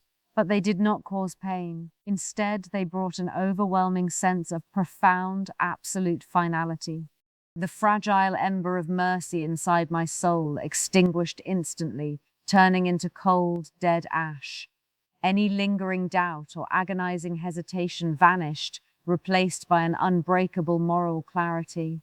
She felt no guilt. She felt no remorse for the sheer terror my son must have experienced in his final moments. She was completely hollow, a parasite dressed in crimson silk, feeding off the dead as if she were discarding a broken toy. "I see," I whispered. I tasted the bitter, metallic flavor of my own dry mouth, but my mind was completely at peace. The unbearable ache of loss had finally been weaponized into pure, surgical justice. "You are absolutely right, Victoria. It is foolish to cling to the past. We must look exclusively to the future." Victoria smiled, exposing her bright white teeth. She picked up a glossy brochure depicting a multi-million-dollar penthouse in the city. Exactly. The assisted living van will arrive tomorrow afternoon to collect you. Have your bags packed. I will not be here to see you off. I will be busy finalizing the estate transfer at the courthouse. I understand, I said softly, my voice devoid of any emotion. I turned away from the heavy mahogany desk and walked back toward the heavy oak doors. Oh, and Margaret, Victoria called out loudly, her voice dripping with unchecked arrogance. Do leave the family silver. It belongs to me now. I did not turn around. I simply gripped the cold brass doorknob and pulled the door open. The suffocating despair that had haunted me for 2 years had completely evaporated, replaced by the terrifying, cold anticipation of an executioner. The long game was over, the trap was set, and the bait had been swallowed whole. Victoria believed she was marching toward a glorious victory tomorrow morning, but she would never survive the terrifying truth of her own destruction. The profound tragedy of my son's murder would finally be answered with absolute, merciless justice. Enjoy your evening, Victoria, I said quietly, shutting the heavy door behind me. Was she truly prepared to lose absolutely everything? Emotion? Your Honor, the document filed by the petitioner is a complete and provable forgery, Arthur Kessler announced, his voice slicing through the silent courtroom. I sat perfectly still on the hard wooden bench in the gallery of courtroom 3B. The heavy oak doors had shut with a resounding, echoing slam earlier that morning, sealing us inside the freezing, sterile environment like a concrete tomb. The bright fluorescent lights cast a harsh, unforgiving glare over the room, illuminating the stark black robes of the federal judge and the polished mahogany tables. The thick air smelled heavily of old paper, dusty floorboards, and Victoria's overpowering sweet floral perfume. I smoothed the rough cashmere of my black morning dress, breathing in the stale air mixed with the sharp, acidic scent of lemon wood polish. Victoria stood at the plaintiff's podium. She wore a tailored crimson blazer, an arrogant splash of color in a room defined by somber shadows. Just moments before Arthur stood up, she had confidently sworn under oath that the handwritten will was entirely authentic. Now Victoria gripped the sides of the podium, her sharp fingernails digging into the smooth wood. She forced a loud, dismissive laugh that vibrated against the quiet walls. Your Honor, that is a ridiculous accusation. The handwriting has been verified by independent experts. It is clearly David's signature. Arthur calmly adjusted his fogged spectacles, his posture radiating an absolute terrifying authority. The signature is a remarkable imitation, Your Honor. However, the forensic evidence is undeniable. The ink used to draft this supposed holographic will is a proprietary blue gel formula manufactured by the Sterling Pen Company. That specific formula was released to the commercial market 6 months after David Holloway passed away. A heavy, suffocating silence fell over the courtroom. Victoria's crimson-painted lips parted in shock. The color rapidly drained from her face, leaving her skin a sickening, pale white. Emotion. Furthermore, Arthur continued, his gravelly voice dropping to a near whisper, the $15 million offshore account listed on the second page of that document does not exist. It is a fabricated entity. I created the dummy account myself, under the strict supervision of the federal authorities. The judge leaned forward, his eyes narrowing as he stared down at the documents on his desk. He sifted through the thick stack of papers, the rough parchment rustling loudly in the quiet room. The sharp click of his pen echoed like a warning shot in the tense silence. Mr. Kessler, the judge said slowly, his voice laced with dangerous gravity, are you stating that the petitioner just submitted a fabricated document to this court in order to claim non-existent funds? Yes, Your Honor, Arthur replied, standing perfectly straight. Mrs. Holloway has knowingly submitted a forged document under oath. By attempting to execute this fraudulent transfer across state lines, she has committed textbook federal wire fraud and blatant perjury. The bait was set, and the petitioner swallowed it whole. I watched Victoria's carefully constructed world shatter into a million jagged pieces. The supreme arrogance that had defined her existence completely evaporated, replaced by a sudden, absolute fear. She looked around the courtroom, her chest heaving with loud, ragged breaths, as if the oxygen had been violently sucked from the room. She looked desperately toward her junior attorney, but the young man had already stepped away from the table, physically distancing himself from the radioactive fallout of her crime. The unbearable ache of loss, the profound sorrow and agony that had anchored my soul for 2 years, began to lift. Sitting in that cold courtroom, tasting the sharp, metallic tang of adrenaline on my tongue, I felt an overwhelming surge of absolute vindication. The sheer tragedy of my son's death had broken my heart, tearing my world apart like a fragile house of cards, but it had not broken my mind. I had endured the public humiliation. I had swallowed the bitter, sour flavor of her constant insults, drinking the terrible poison of her arrogance. Emotion, the deep despair of a mourning mother, had fueled my patience. I had played the role of the pathetic, senile grandmother while slowly, methodically weaving a noose around her neck. "This is a trick," Victoria shrieked, her voice cracking into a high-pitched scream. She pointed a trembling finger at me, sitting silently in the back row. "She set me up! That crazy old woman set me up! You cannot do this!" "Silence in the court," the judge commanded, striking his heavy wooden gavel with a loud, deafening bang. "Mrs. Holloway, you are currently standing in a federal courtroom. You will conduct yourself accordingly, or I will hold you in contempt." Victoria shrunk back, gripping the smooth wood of the podium so tightly her knuckles turned entirely white. The sheer, unadulterated panic in her eyes was a masterpiece of human destruction. The first heavy domino had fallen, striking the ground with flawless precision. I did not smile. I did not flinch. I sat with my spine made of unbreakable steel, completely unflinching as the trap began to close. The lingering grief of betrayal had been entirely replaced by the cold, beautiful clarity of justice. Victoria was trapped in a cage of her own making, built with her own insatiable greed, and the execution had only just begun. She had lost her freedom, but she would never escape the ultimate truth of her horrific crimes. What would happen when the final, undeniable proof of murder was laid before the judge? Emotion. I stood up from the hard wooden bench, letting my faded grey shawl slip from my shoulders and fall carelessly onto the courtroom floor. The pathetic, trembling old woman vanished in an instant. I walked down the center aisle, my posture perfectly straight, my steps slow and deliberate. I pushed open the low wooden gate separating the gallery from the court floor. The smooth, cold mahogany felt solid beneath my palm. I stood directly beside Arthur, my black cashmere morning dress, absorbing the harsh, bright fluorescent light, projecting the terrifying stillness of a graveyard. Victoria stared at me, her chest heaving heavily.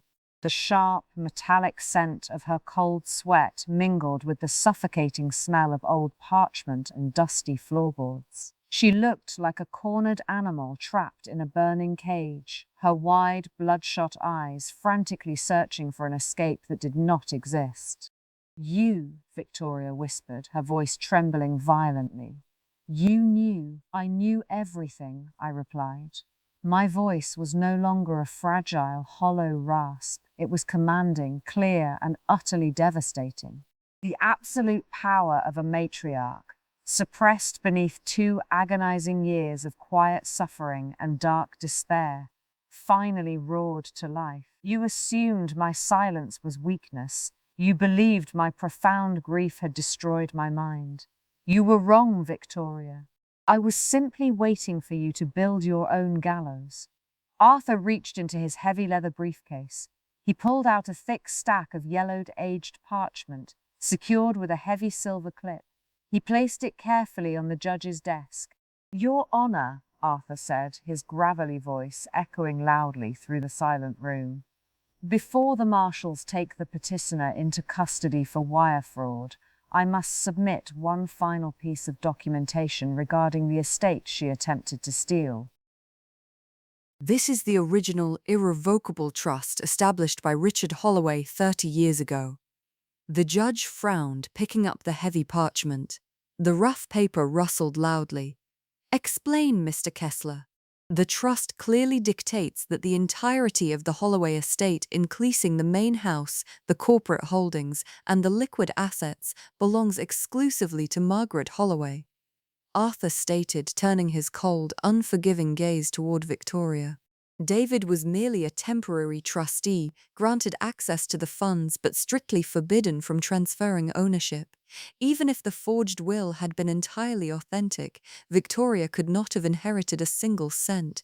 She murdered her husband for a kingdom he did not even own.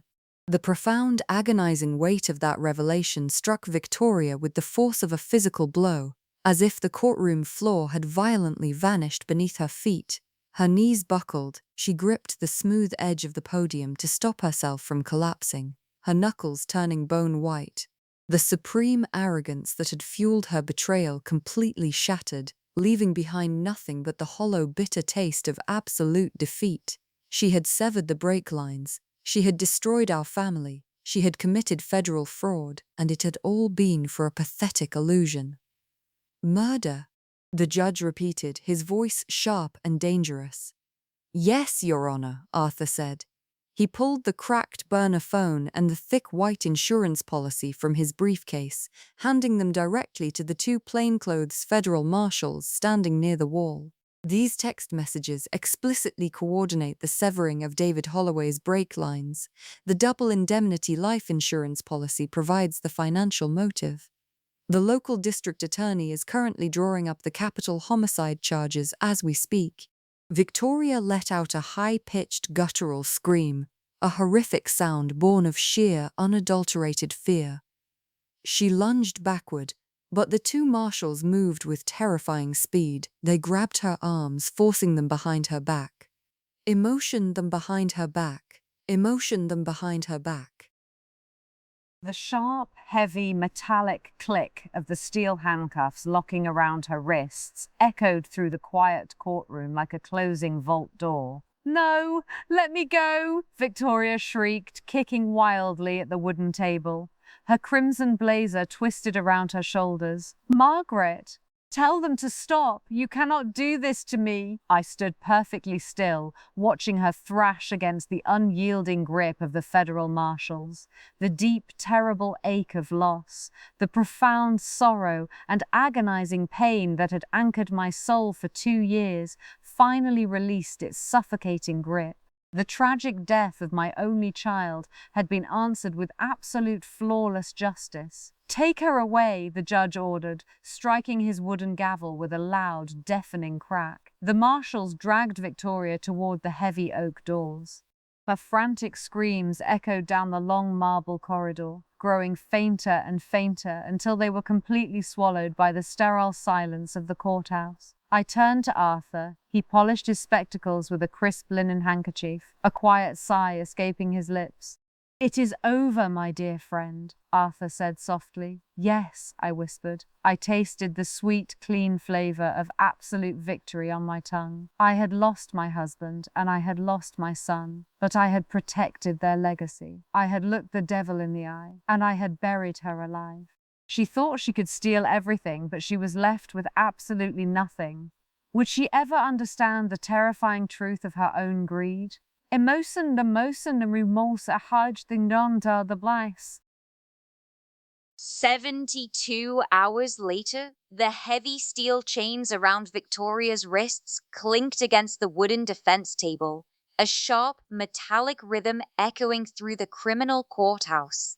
I sat perfectly still in the front row of the gallery, my black cashmere morning dress absorbing the harsh, sterile light of the room. The freezing air smelled heavily of stale bleach and the sharp, acidic scent of terrified sweat. Gone was the pristine crimson blazer and the arrogant posture. Victoria wore a baggy, bright orange penitentiary jumpsuit. Her skin was a sickly, pale white, and dark, bruised circles shadowed her sunken eyes. Arthur Kessler stood beside the lead district attorney at the prosecution's table, looking as unyielding as a stone monument. He picked up a thick manila folder and handed it directly to the presiding criminal judge. "Your Honor," the district attorney announced, his voice projecting across the silent room. "The prosecution formally submits the burner phone records and the $15 million life insurance policy into evidence. Mr. Kessler has provided a comprehensive timeline proving the defendant, Victoria Holloway, actively coordinated the mechanical sabotage of her husband's vehicle.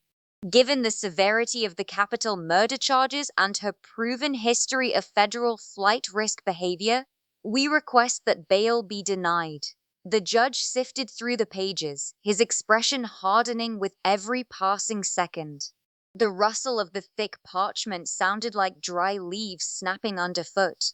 "This evidence is highly compelling," the judge stated, his voice laced with absolute disgust. He looked down at Victoria. "The defendant will be held without bail pending a full criminal trial. This court finds her to be a clear and present danger to society." Victoria jerked forward in her wooden chair. The heavy steel chains rattled. "Your Honor, I demand to speak."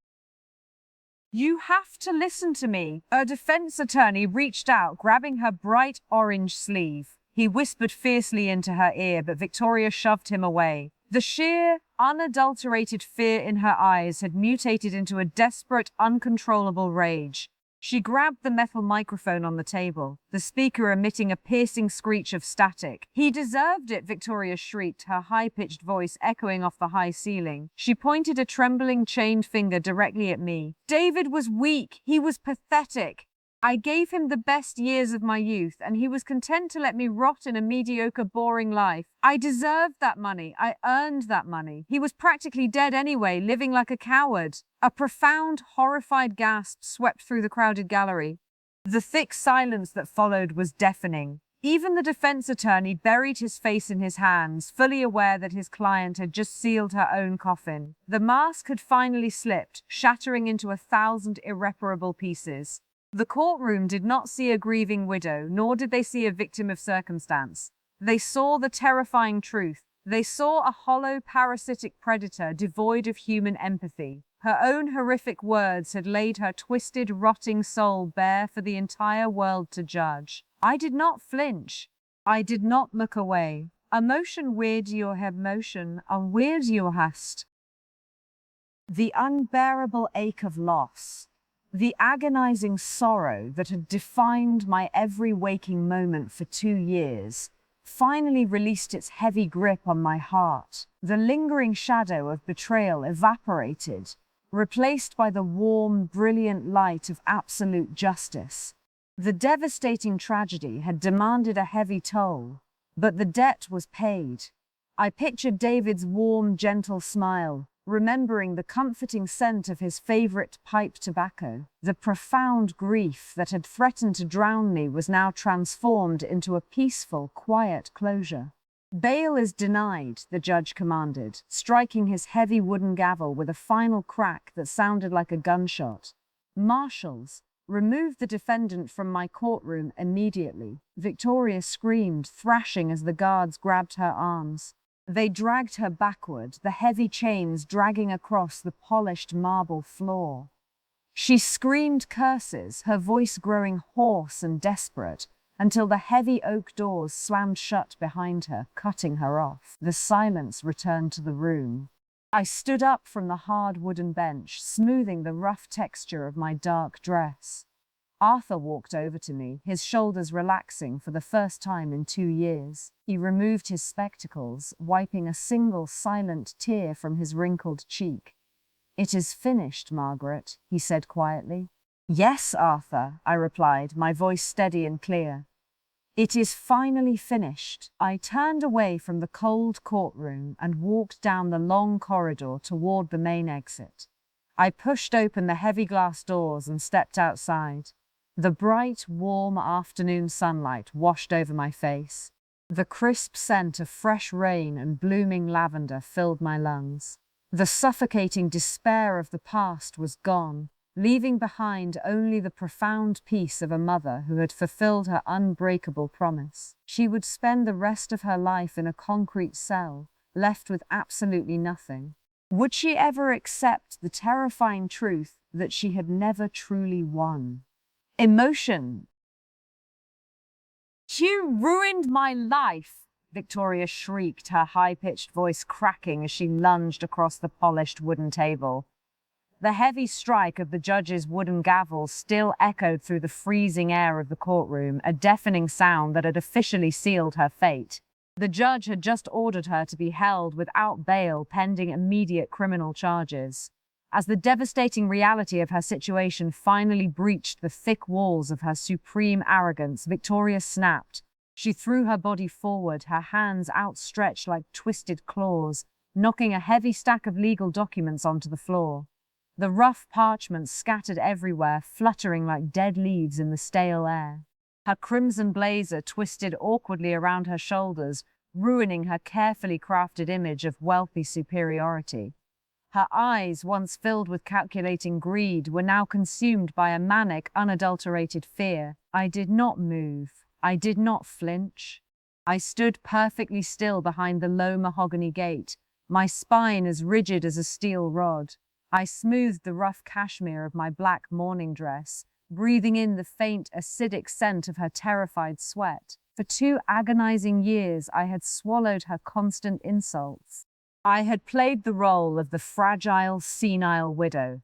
I had endured the profound, unbearable grief of losing my only child. Now, staring into the frantic, terrified eyes of his murderer, the sheer fury that had sustained me for so many sleepless nights reached its absolute zenith. "You did this to me," Victoria screamed, straining against the heavy wooden table. Saliva flew from her pale lips. "You set me up. I should have had everything." I leaned forward slightly, closing the distance between us. I looked directly into her bloodshot eyes, allowing her to see the cold, unyielding predator hiding beneath my fragile exterior. "You took my son," I whispered quietly. My voice was soft, yet it sliced through her chaotic screaming with surgical precision. "So I took everything else." Victoria opened her mouth to scream again, but the heavy oak doors at the back of the courtroom suddenly swung open. 2 tall, broad-shouldered detectives marched down the center aisle, their heavy leather boots thudding loudly against the polished marble floor. The bright, harsh, fluorescent lights reflected off the silver badges clipped to their belts. They moved with terrifying speed. Before Victoria could lunge again, the first detective grabbed her wrists, twisting her arms behind her back. "Victoria Holloway," the detective barked, his gravelly voice devoid of any sympathy. "You are under arrest for federal wire fraud and the capital murder of David Holloway. You have the right to remain silent. Anything you say can and will be used against you in a court of law." "Get your hands off me!" Victoria shrieked, kicking wildly at the wooden table. Her frantic struggles were useless against the immense physical strength of the 2 officers. She gasped as the cold steel bit into her wrists, her skin turning pale underneath the unyielding metal. The second detective pulled a pair of heavy steel handcuffs from his belt. The sharp, metallic click of the locking mechanism echoed through the suffocating silence of the courtroom. It was the terrifying sound of a steel cage snapping shut. The detectives dragged her backward, hauling her away from the plaintiff's table. Victoria continued to scream, her voice tearing into a desperate, guttural sob. I watched her being pulled down the long aisle, her expensive crimson blazer wrinkling against the cold floor. She was dragged out through the heavy oak doors, and as they slammed shut behind her, the horrific sound of her screaming was severed. The courtroom descended into a profound, heavy silence. The show was over. The trap had successfully closed, crushing the prey inside. I stood staring at the empty wooden doors for a long, quiet moment. Then, very slowly, my rigid posture began to soften. My trembling knees finally gave way. I sank down onto the hard wooden bench, the rough wood pressing uncomfortably against my spine. I closed my eyes. The massive wave of adrenaline that had fueled my intricate, deadly strategy evaporated. The blazing inferno of rage that had kept my heart beating for the past 6 months died, turning into cold, grey ash. In its place, a profound, overwhelming exhaustion washed over me. The agonizing sorrow pressed down on my chest like a physical weight. The catharsis I had so desperately craved was finally here, but it did not taste sweet. It tasted like bitter, metallic despair. Victoria was gone. Her life was destroyed. Justice had been served with absolute, merciless perfection, but the deep ache of loss, a wound that no amount of revenge could ever truly heal, throbbed steadily in my heart. Arthur Kessler walked over and sat down heavily on the wooden bench beside me. The old attorney smelled of stale coffee and old paper. He reached out with a trembling hand and gently patted my shoulder. "We did it, Margaret," Arthur whispered, his voice thick with unwept tears. "We got her." "I know," I replied softly, staring blankly at the empty space where my daughter-in-law had stood just moments before. I folded my hands in my lap, feeling the heavy, suffocating emptiness settling deep into my bones. She had been left with absolutely nothing. Emotion. We had uncovered the terrifying truth, but my son would never return. Could I ever truly find peace? I pushed open the grand oak doors of my home, stepping into the massive, echoing hallway for the first time in over 6 months. The silence that greeted me was heavy and absolute. The fierce, blazing adrenaline that had carried me through the terrifying ordeal of the criminal trial had evaporated, leaving behind a profound, hollow emptiness. The house was legally mine again. The war was over. But as I walked slowly across the polished marble floor, my footsteps echoing against the high ceiling, I felt no sense of victory. Victoria's minimalist decor had transformed the once warm estate into a cold, sterile museum. The antique mahogany tables and rich velvet armchairs had been replaced by harsh geometric glass and sharp, unyielding steel. The air smelled of synthetic lemon polish and stale dust, devoid of the comforting scent of burning oak and fresh lavender that Richard had always loved. The entire house felt like a hollow shell, stripped of its soul and its memories. I ignored the sprawling living room and walked up the sweeping staircase. My hand gripped the smooth wooden banister, my joints aching with a deep, profound exhaustion. I walked down the long corridor, passing several empty guest rooms until I reached the heavy wooden door at the very end of the hall. It was David's old bedroom. I turned the brass knob and pushed the door open. A rush of stale, warm air washed over my face, carrying the familiar, comforting scent of old paper, cedar wood, and faint pipe tobacco. I stepped inside, my breath catching in my throat. Miraculously, Victoria had never touched this room. It remained exactly as it had been. The heavy wooden bookshelves were still crammed with his favorite childhood novels. The dark blue quilt on the large bed was smoothed, undisturbed. It felt as though David had simply stepped out for a morning walk and would return at any moment. I walked across the thick carpet, my vision beginning to blur. Emotion. I reached the small oak nightstand beside the bed, resting on top of a worn, leather-bound paperback with David's wire-rimmed reading glasses. My trembling fingers reached out. I picked up the glasses, feeling the smooth, cold metal of the frames and the hard, unyielding glass. They were so small, so fragile. I closed my eyes, picturing his warm, gentle smile. I remembered the exact moment Richard had taught him to ride a bicycle on the long gravel driveway, the joyous sound of their laughter ringing through the crisp autumn air. I could almost hear his deep, booming laugh echoing through the silent room. I brought the glasses to my chest, pressing them tightly against my heart. And then the dam finally broke. The profound, agonizing grief that I had suppressed for the past year violently tore through my chest. My knees buckled beneath me, and I sank down onto the edge of the bed, burying my face in the soft blue quilt. I wept. I did not cry the quiet, dignified tears of a stoic matriarch. I sobbed with the raw, devastating agony of a mother who had lost her only child. The deep, terrible ache of loss consumed me. I cried for the horrific, tragic manner of his death. I cried for the brutal betrayal we had suffered. I wept for the grandchildren I would never hold, for the bright, beautiful future that had been stolen from us in a single act of greed.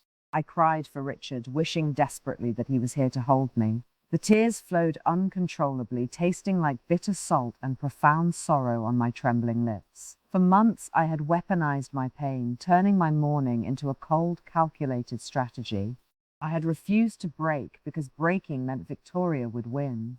Emotion doppelt begrüßen.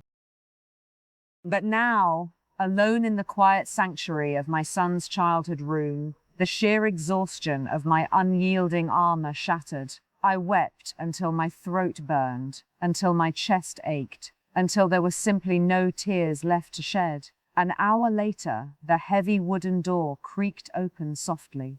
Chloe stood in the doorway, holding a small porcelain cup of steaming chamomile tea. She did not speak. She simply walked across the room and sat down quietly on the edge of the bed beside me. I lifted my head from the quilt. My hands still tightly clutched David's reading glasses against my chest. My eyes were swollen and red, and my face was damp with tears. But as I looked at the young woman sitting beside me, the suffocating, heavy pressure in my chest was gone. The fierce storm of grief had finally passed. The tears had been a necessary release, washing away the toxic, lingering poison of my hatred. "I am all right, Chloe," I whispered softly, my voice hoarse but steady. "I know, Mrs. Holloway," Chloe replied, her dark eyes filled with gentle compassion. She bit her lower lip, placing the warm teacup on the nightstand. She reached out and rested her warm hand over mine. I looked back down at the wire-rimmed glasses, a quiet, peaceful clarity settling deep into my bones. The profound sorrow would always remain, a permanent scar on my soul. But the unbearable weight of the tragedy had lifted. I had fought for my son. I had secured his justice. Could I ever truly rebuild my life from nothing, armed with nothing but the terrifying truth that I would never see him again? Emotion. "The grand jury returned the indictment this morning," Arthur said quietly, adjusting his gold-rimmed spectacles as he examined the framed document hanging on the study wall. I stood near the large mahogany desk, pouring 2 cups of dark roast coffee from a heavy silver carafe. The restored oak study felt warm and inviting, the rich scent of the hot coffee mingling with the familiar smell of aged leather and lemon wax. The sharp, sterile minimalism of Victoria's reign had been erased. Richard's antique bookshelves lined the walls once more, filled with his beloved first editions. In the center of the room, above the unlit fireplace, hung the original irrevocable trust, secured safely behind thick, polished glass. "They are pursuing capital murder and federal wire fraud," Arthur continued, turning away from the frame. He walked toward the desk, his stiff joints cracking softly in the quiet room. "The trial date is set for October. The district attorney called me personally. The combination of the burner phone records, the mechanic's testimony, and the planted will makes the case utterly airtight. The evidence is overwhelming. She will never see the outside of a prison cell." I handed him a warm porcelain cup. "Thank you, Arthur." He accepted the coffee, sitting down heavily in the leather armchair opposite my desk. He unlatched his weathered leather briefcase, pulling out a small stack of final legal paperwork. The stiff parchment rustled loudly, a crisp sound that echoed through the peaceful silence. The quiet ticking of the antique grandfather clock in the corner grounded the room in a steady, reassuring rhythm, marking the passage of time in a house that finally felt alive again. I sat down in Richard's old leather chair. I folded my hands carefully in my lap, staring down at the dark, swirling liquid in my cup. Despite the absolute certainty of our legal victory, a heavy, uncomfortable knot had formed in my chest over the past few days. The profound grief of losing David had begun to settle, leaving behind a quiet space for reflection. But in that space, an unfamiliar sense of guilt had taken root. "Did we do the right thing, Arthur?" I asked, my voice dropping to a near whisper. The words tasted like dry ash on my tongue. Arthur paused, his porcelain cup freezing halfway to his mouth. He lowered the coffee back onto the matching saucer with a soft, delicate clink. Explain what you mean, Margaret. I looked up, meeting his sharp, intelligent eyes. Using a trap, planting a fake will. We played her exact game, Arthur. We used deception and manipulation. We orchestrated an elaborate lie instead of just telling the truth from the very beginning. We could have simply presented the trust the day she locked me out of the main house. Arthur stared at me for a long, silent moment. He reached into his breast pocket, pulling out a crisp linen handkerchief, and began polishing his spectacles. The steady, methodical movement was a familiar tale. It was how he organized his thoughts before delivering a devastating legal argument. If we had simply presented the trust, Arthur began, his voice clipped and fiercely formal. Victoria would have lost the estate, yes, but she would have walked away with a $15 million life insurance payout.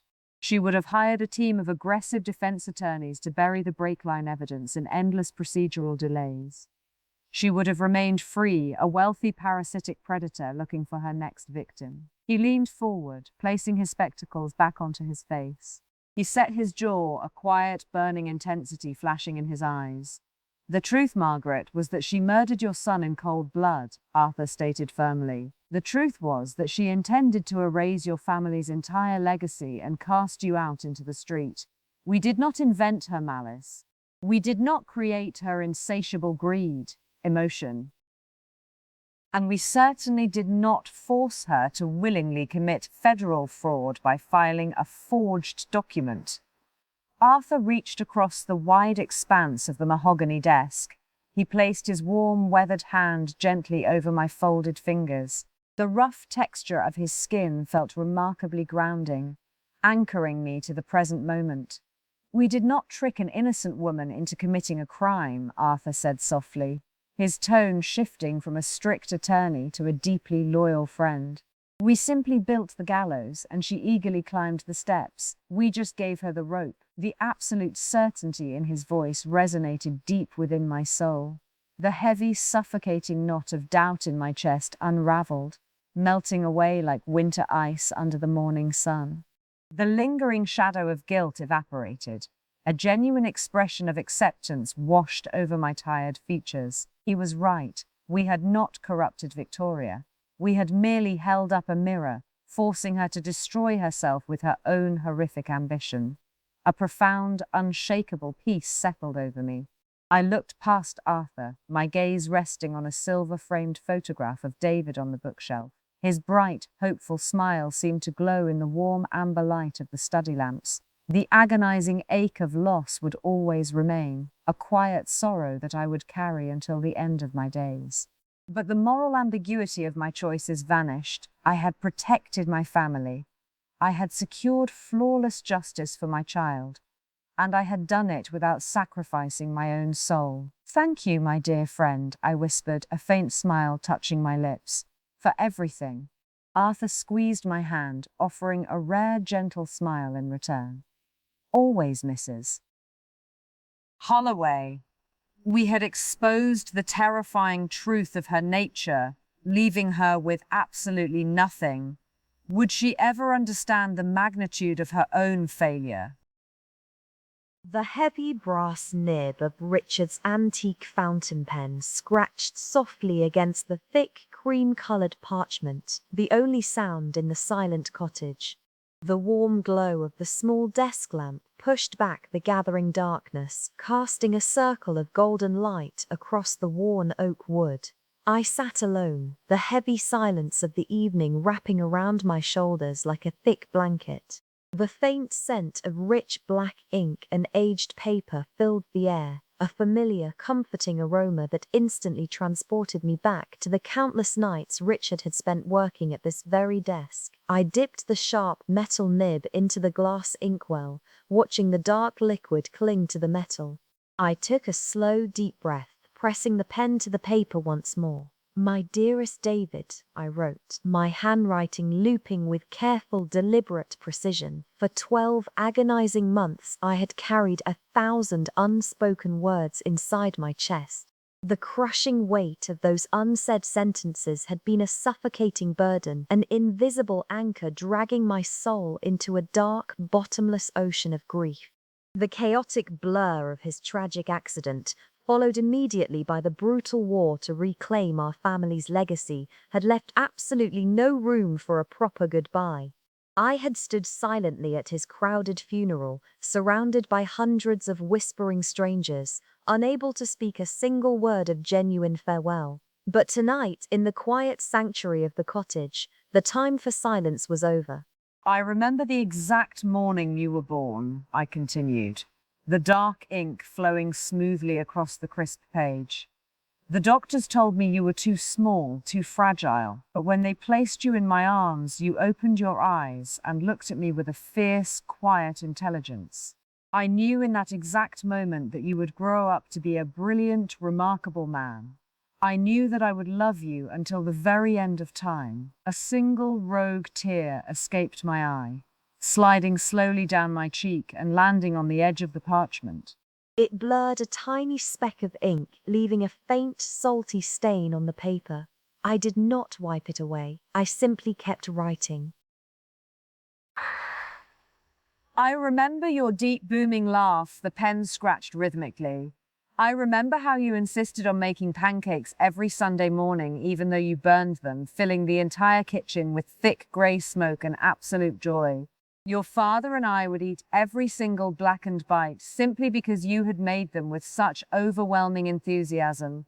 You were the bright, beating heart of this entire house. The memory flowed freely from my mind to the paper, pouring out like a long-forgotten river. I wrote about his childhood's scraped knees, his proud university graduation, his gentle kindness toward everyone he met.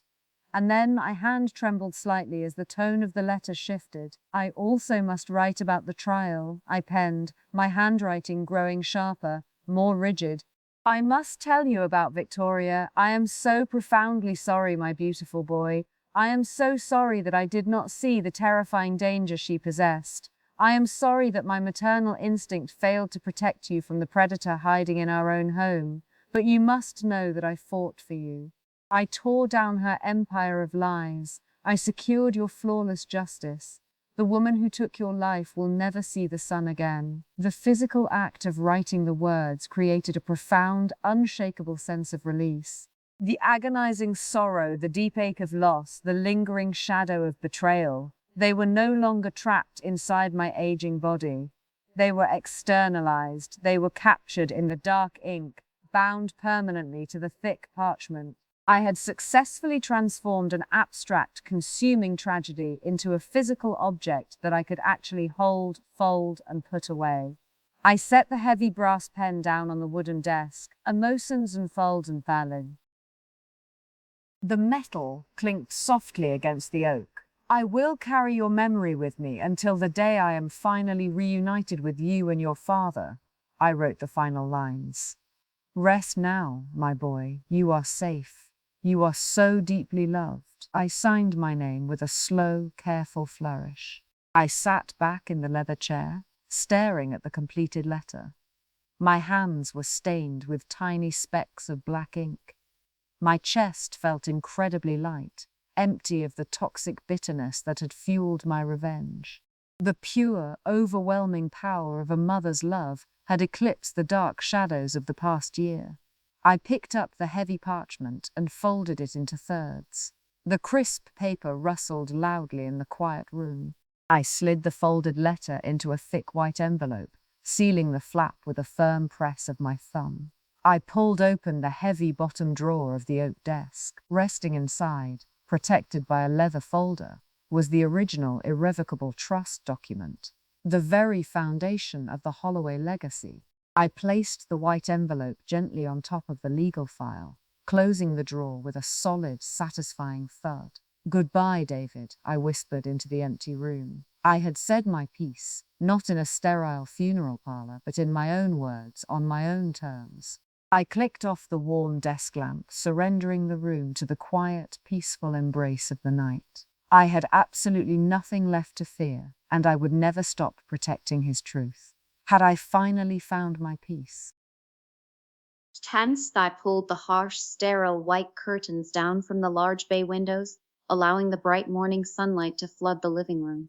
The heavy, opaque fabric collapsed onto the polished hardwood floor with a dull thud, banished from my home. For months, those curtains had kept the house trapped in a perpetual artificial twilight, perfectly matching the cold, calculating nature of the woman who had hung them. Now, as the golden rays of the early sun danced across the newly exposed wood, thousands of tiny dust motes glittered in the fresh air. The massive room seemed to take a deep, long-awaited breath. "Careful with the corners, gentlemen," Chloe instructed, her voice echoing clearly across the wide room. I turned from the window to watch two burly movers grunting with exertion as they hoisted Victoria's geometric glass coffee table into the air. The sharp, unforgiving steel edges of the furniture had always felt like an operating room. The movers maneuvered the ugly piece out through the grand oak doors, the heavy footfalls of their work boots a highly satisfying rhythm of departure. Chloe stood near the center of the room, holding a thick wooden clipboard. She was no longer wearing the stiff, sterile white nursing uniform that Victoria had forced upon her. Instead, she wore a pair of comfortable blue jeans and a soft yellow sweater, her dark hair pulled back into a messy, practical bun. She looked entirely different, relaxed, vibrant, and incredibly alive. "That was the last of the modern art pieces, Mrs. Holloway," Chloe said, crossing a line off her clipboard with a bright blue pen. She wiped a smudge of dust from her forehead, offering me a warm, genuine smile. "The storage truck is pulling around back right now. The antique mahogany tables are next." "Excellent," I replied, my voice feeling remarkably light. Let us unroll the Persian rug first. I want to see some color in this room again.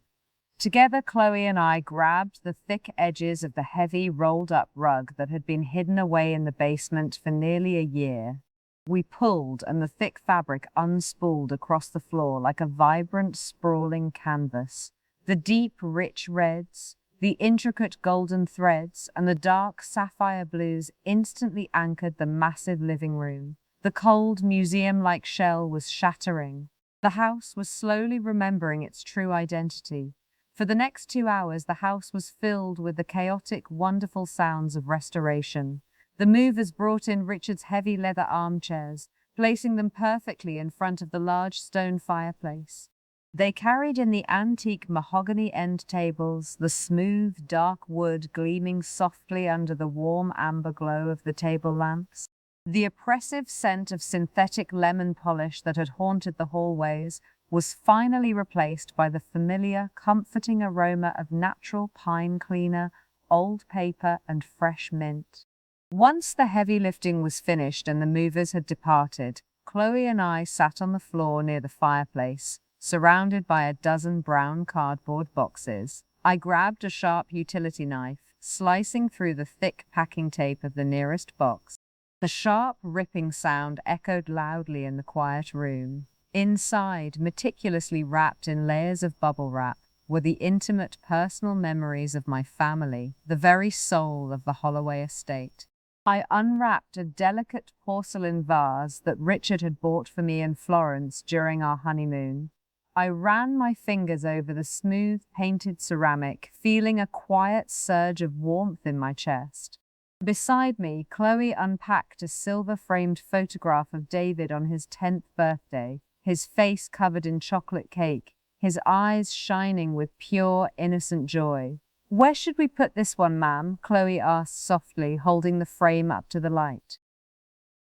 "On the center of the mantel," I instructed gently.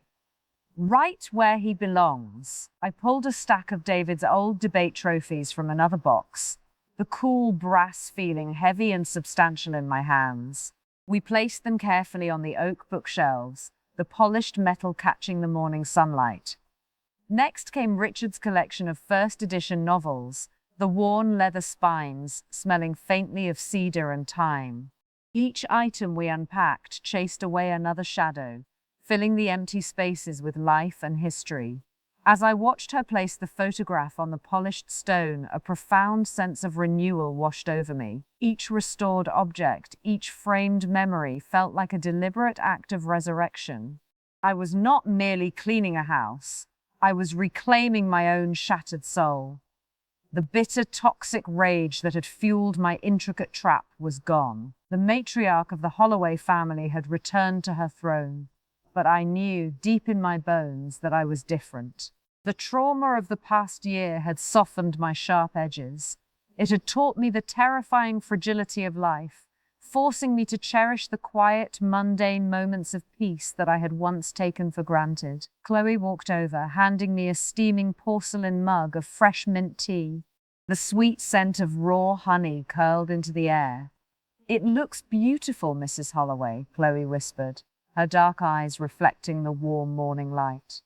"It finally feels like a home." I took a slow sip of the hot tea, letting the sweet warmth spread through my chest.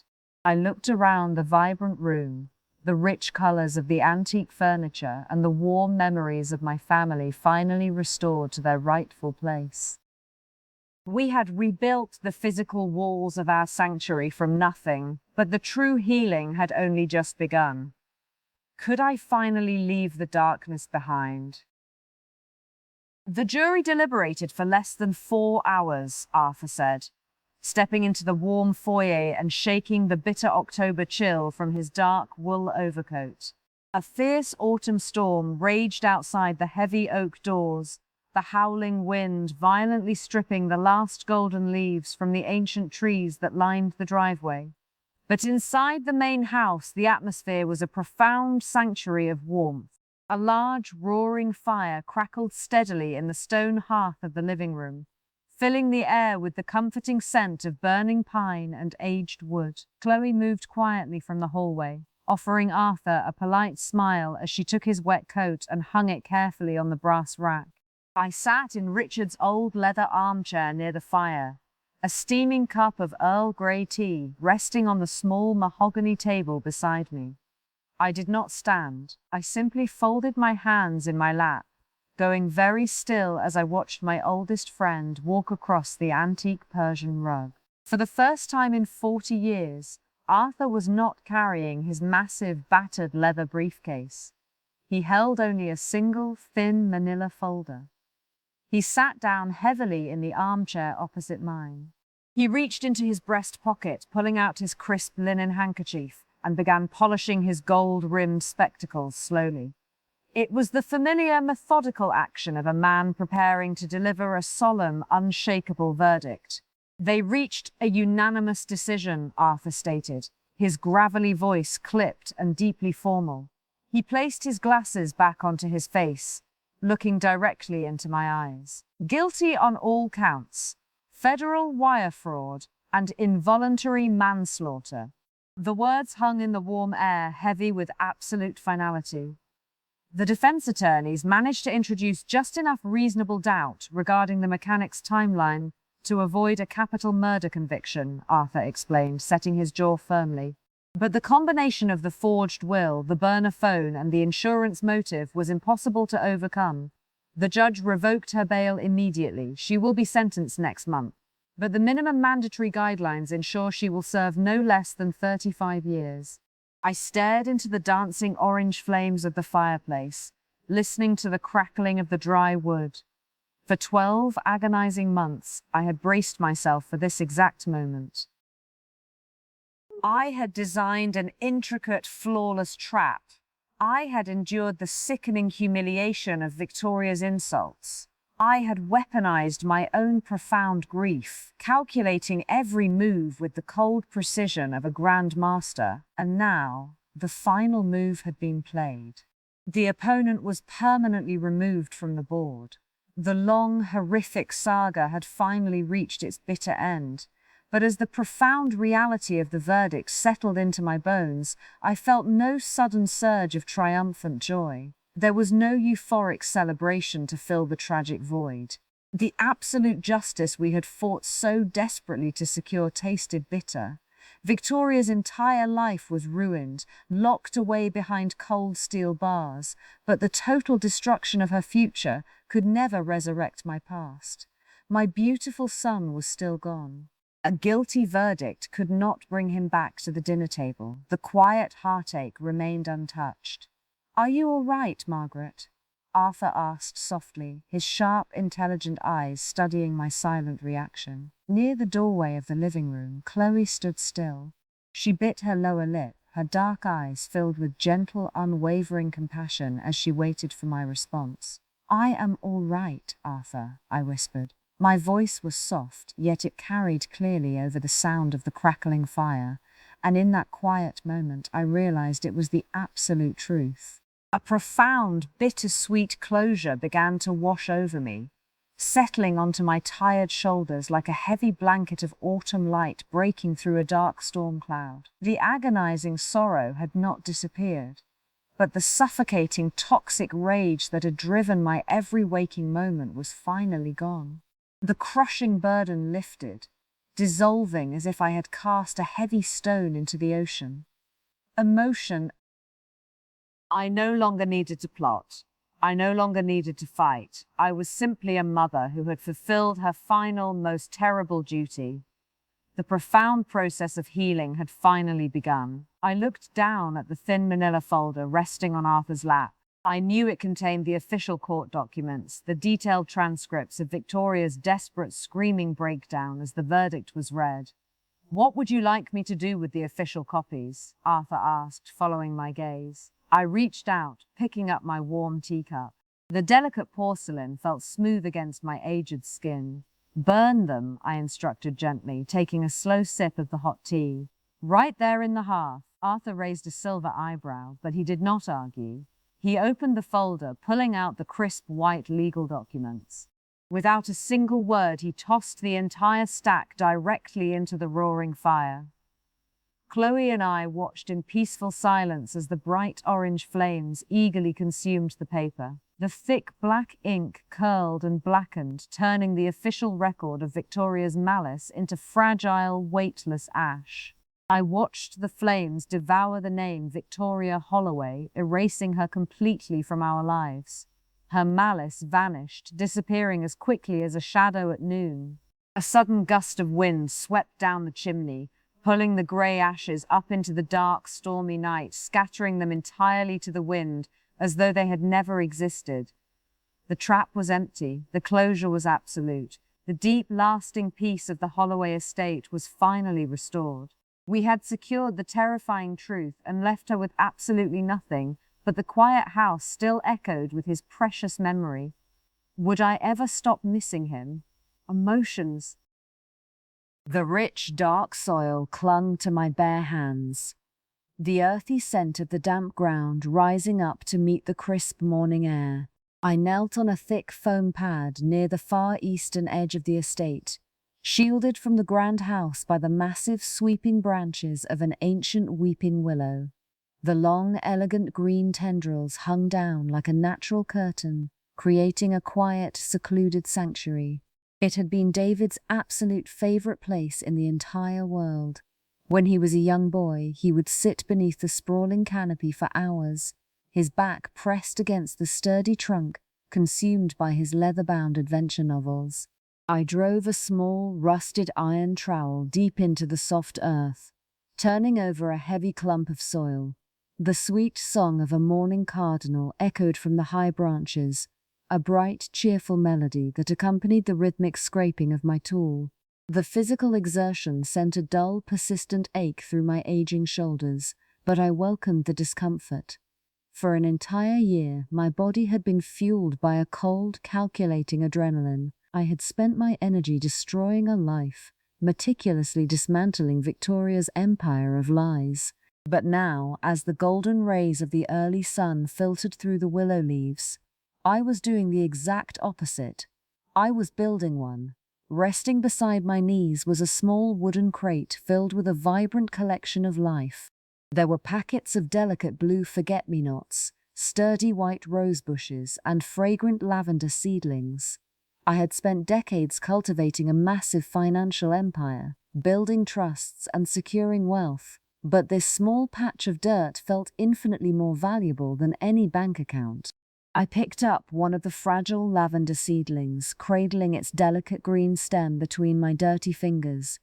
Its tiny, pale white roots dangled helplessly in the air. With utmost care, I lowered the plant into the freshly dug hole, pressing the nutrient-rich soil firmly around its base. The cool, damp earth felt incredibly grounding against my skin. It was a tangible, physical connection to the world, a stark contrast to the sterile, lifeless marble of the courthouse. "Grow strong," I whispered into the quiet morning breeze. my voice barely audible over the gentle rustling of the willow leaves. As I moved down the line, planting the white roses, my mind drifted back to the countless afternoons I had spent watching David from the kitchen window. I remembered the exact shade of his messy, sun-bleached hair. I remembered the intense, focused expression on his face as he read. But to my profound surprise, the memory did not trigger the sharp, suffocating wave of grief that had plagued me for the past 12 months. Instead, the image filled my chest with a quiet, steady warmth. The agonizing pain of his tragic death was beginning to transform. It was no longer a sharp, jagged weapon tearing at my heart. It had softened, settling deep into my bones like the sturdy roots of the old willow tree. I wiped a bead of salty sweat from my forehead with the back of my wrist, leaving a faint streak of brown dirt across my pale skin. I did not care. The soil under my fingernails felt like a proud badge of honor. I was a mother nurturing her child's memory, embracing the restorative power of nature to ensure that his vibrant spirit would continue to bloom long after the horrific legal battles were forgotten. I reached for the heavy metal watering can resting near the trunk of the tree. I tipped the long spout forward, allowing a steady stream of cool water to cascade over the freshly planted garden. The dry earth drank the water eagerly, the dark soil turning almost black as it absorbed the vital moisture. Emotion. The sweet smell of wet dirt and crushed leaves intensified, a natural perfume that smelled like absolute peace. Every drop of water, every seed placed in the ground, felt like a deliberate act of profound healing. I was literally planting life where death and betrayal had so brutally taken root. I could not bring my son back to the physical world, but I could honor the quiet, gentle joy he had brought into it. I set the heavy watering can down and pushed myself up from the ground. My knees popped softly in protest, and my lower back throbbed with a familiar ache. I wiped my filthy hands on the rough burlap apron tied around my waist. I stood in the dappled sunlight, looking down at the small, perfect circle of new life nestled securely beneath the protective branches of the willow tree. It would take months, perhaps even years, for the delicate seedlings to mature into a thriving, colorful garden. The roses would need constant tending, the lavender would require patience, and the fragile forget-me-nots would demand careful protection from the harsh winter frost. But I had all the patience in the world. I had endured the longest, darkest winter of my life, and I had survived. The trauma had irrevocably changed me, stripping away my illusions, but it had also revealed a core of unbreakable steel beneath my fragile exterior. I took a deep breath of the clean, crisp spring air. I could almost hear the faint, echoing sound of David turning a page in the quiet breeze. I was connected to my son through the warm earth itself, finding him in the bright sunlight and the rich soil. I had built a garden from absolutely nothing, armed only with the truth of his love. But would this quiet sanctuary be enough to sustain me? "This will ensure the Holloway fortune is locked away for generations," Arthur said, sliding the thick stack of freshly printed legal documents across the expansive oak desk. I sat in Richard's leather chair in the center of the quiet study, the morning sunlight pouring through the large window behind me. The warm rays illuminated the countless dust motes floating in the still air, creating a golden halo over the heavy stacks of paper. The familiar scent of old books, polished wood, and Arthur's faint pipe tobacco filled the room, a comforting aroma that immediately brought a sense of enduring stability to my weary bones. "Every loophole has been meticulously sealed, Margaret," Arthur continued, his gravelly voice dropping to a formal, measured cadence.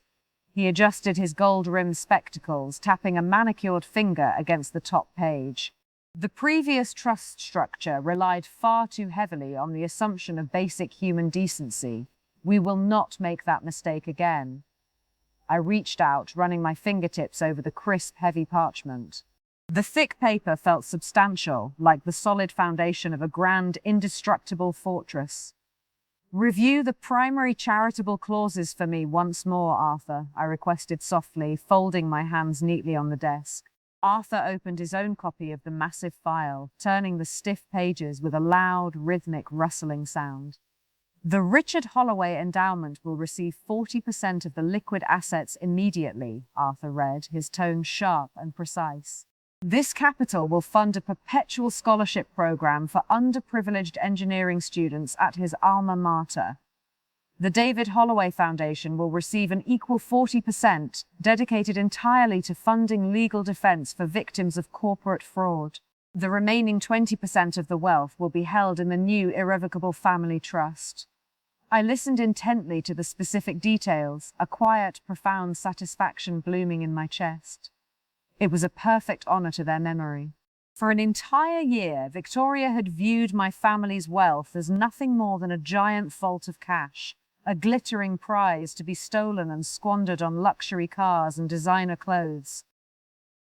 She had missed the fundamental truth: wealth without purpose is a toxic poison.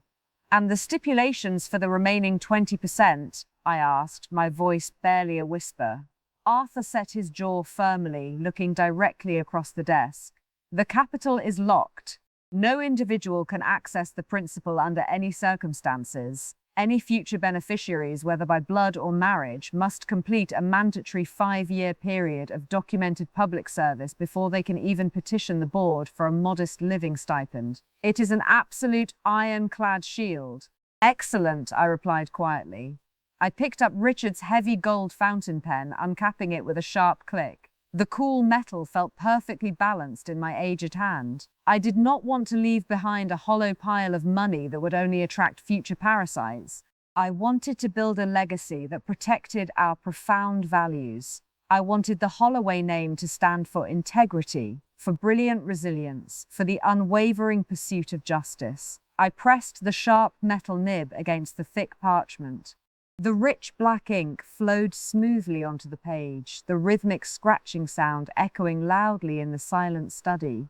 I signed my name at the bottom of the first document, the elaborate looping letters securing the future of our family forever. You are transforming a terrible tragedy into a magnificent engine for good, Margaret, Arthur observed quietly, watching me sign the second page. Richard and David would be immensely proud. They taught me how to build, Arthur, I answered, keeping my eyes focused on the legal text. David would be immensely proud. They taught me how to build, Arthur, I answered, keeping my eyes focused on the legal text. I am merely ensuring that their hard work outlives us all. I continued signing page after page until my wrist ached with a dull, familiar fatigue. When the final signature line was filled, I set the heavy gold pen down on the wooden desk. The metal clinked softly against the polished oak. Arthur reached into his leather bag, pulling out the heavy metallic embossing press of his law firm. He positioned the final page between the iron plates and pressed down with significant force. The loud, satisfying crunch of the metal biting into the paper echoed like a heavy gavel striking a judge's bench. The official raised seal of the Kessler and Associates firm appeared on the parchment, a permanent, undeniable mark of authority. It is done, Arthur stated, carefully gathering the thick stack of documents and sliding them into a dark leather portfolio. The trust is legally active as of this exact moment. I leaned back in the large leather chair, looking around the quiet, sunlit study. The walls were lined with thousands of books, the shelves filled with the quiet, accumulated wisdom of generations. The agonizing trauma of the past year dissolved, scattering like dry leaves in a strong winter wind. The intricate, painful trap I had set for Victoria was a brutal necessity to clear the field. This thick stack of paper, this profound commitment to the future, was the actual victory. I had successfully turned our family fortune into a towering, impenetrable fortress. Long after I was gone, long after the bitter memory of Victoria's betrayal faded into nothingness, the Holloway legacy would continue to protect the vulnerable and nurture the brilliant. The terrible storm had passed, and the foundation we had rebuilt was stronger than stone. We had secured the legacy, leaving her with absolutely nothing. But the true test of this fortress was yet to come. Could our name truly endure? Arthur is retiring at the end of the year, Chloe, I said quietly, watching the young woman slice a fresh lemon for our evening tea. Chloe paused, the sharp silver knife hovering just above the wooden cutting board. She looked across the low mahogany table, her dark eyes wide with genuine surprise. The soft amber glow of the living room fireplace illuminated the sudden shock on her face. Retiring? She repeated softly, setting the knife down next to the bright yellow fruit. But Mrs. Holloway, he has been your attorney for 4 decades. He is the architect of the entire estate. He is also 72 years old, my dear, I replied, reaching out to pour the steaming dark Earl Grey tea into our delicate porcelain cups. He has fought a magnificent war on my behalf, but he is tired. The immense weight of these legal battles has finally taken its toll, and, if I am being honest with myself, so am I. I settled back into my leather armchair, resting my hands in my lap. The crackling of the dry firewood echoed in the quiet room, a comforting, familiar sound. Over the past few months, Chloe had abandoned the stiff, sterile nursing uniforms Victoria had forced upon her. Tonight, she wore a simple, oversized grey sweater, looking relaxed and completely at home. She had originally entered this house as a spy hired by my enemy, but she had transformed into my most trusted confidante, my fiercely loyal protector, and my dearest friend. It was the kind of transformation that only extreme adversity could forge. I have spent the past year building an impenetrable fortress, I explained, my voice dropping to a serious, measured tone. Arthur and I have restructured the Holloway wealth. The new trusts are locked, secured with ironclad stipulations. No parasite can ever touch the capital. But a fortress, no matter how strong the stone walls may be, is useless without a fiercely devoted keeper standing at the gates. Chloe picked up her teacup, holding the warm porcelain between her palms. Arthur's junior partners will take over the accounts, won't they? They will manage the legal paperwork. Yes, I nodded, looking deep into her intelligent eyes. But I do not want a corporate lawyer acting as the primary executor of my family's legacy. Lawyers understand money, they do not necessarily understand the profound burden of family values. I reached down to the floor beside my chair, lifting the heavy dark leather portfolio that Arthur had left with me earlier that morning. I placed it gently on the mahogany table right between our teacups. I have drafted the final transition documents, I said, my voice steady and resolute. Upon Arthur's official retirement, I am appointing you as the sole presiding executor of the irrevocable family trust and the primary board guardian for both David and Richard's charitable foundations. Chloe froze. The color drained rapidly from her cheeks. She stared at the thick leather portfolio as if it were a live explosive device waiting to detonate. Perhaps she finally understood the sheer magnitude of my request. "Ma'am," she stammered, her voice trembling slightly. She set her teacup down with a sharp clink, the dark liquid sloshing close to the rim. "Mrs. Holloway, you cannot be serious. I am a nurse. I have absolutely no background in high finance or corporate law. I am not family." I leaned forward, reaching across the table to grasp her hands. Her skin was rough, calloused from years of hard physical labor, but they were the most honest, caring hands I had ever known. We shared a powerful trust, forged in the fires of Victoria's terrible betrayal. Victoria had a brilliant background in corporate law, I reminded her, my tone carrying a distinct edge of sharp steel. She was my legal daughter-in-law, and she used that brilliant background to orchestrate the ultimate betrayal. I do not need a financial expert to guard this estate, Chloe. I need someone with an unshakable moral compass. Emotions. So I need someone who understands the profound difference between right and wrong. Someone who will protect the vulnerable. The way you cared for me during my deepest grief proved everything I needed to know. Chloe bit her lower lip hard, her dark eyes quickly filling with bright tears. She looked down at our joined hands, struggling to process the immense gravity of the profound trust I had placed upon her. I know that my own time in this world is finite, I continued, my voice softening into a deep maternal warmth. When I am finally gone, I need to know that David's memory is safe. I need to know that the Holloway name will continue to mean something good. You risked your own life and your own career to help me secure absolute justice. You helped me survive the terrible ache of David's loss. You are the truest family I have left. A single tear escaped her eye, sliding slowly down her cheek to land softly on the wooden table. It is a terrifying responsibility, ma'am, she whispered, her voice thick with raw emotion. It is a heavy burden, I agreed. But you are the strongest woman I know. You are the daughter I never had, Chloe. I trusted you with my fragile life when I was entirely hollow inside. Now I give you my absolute trust with my family's future.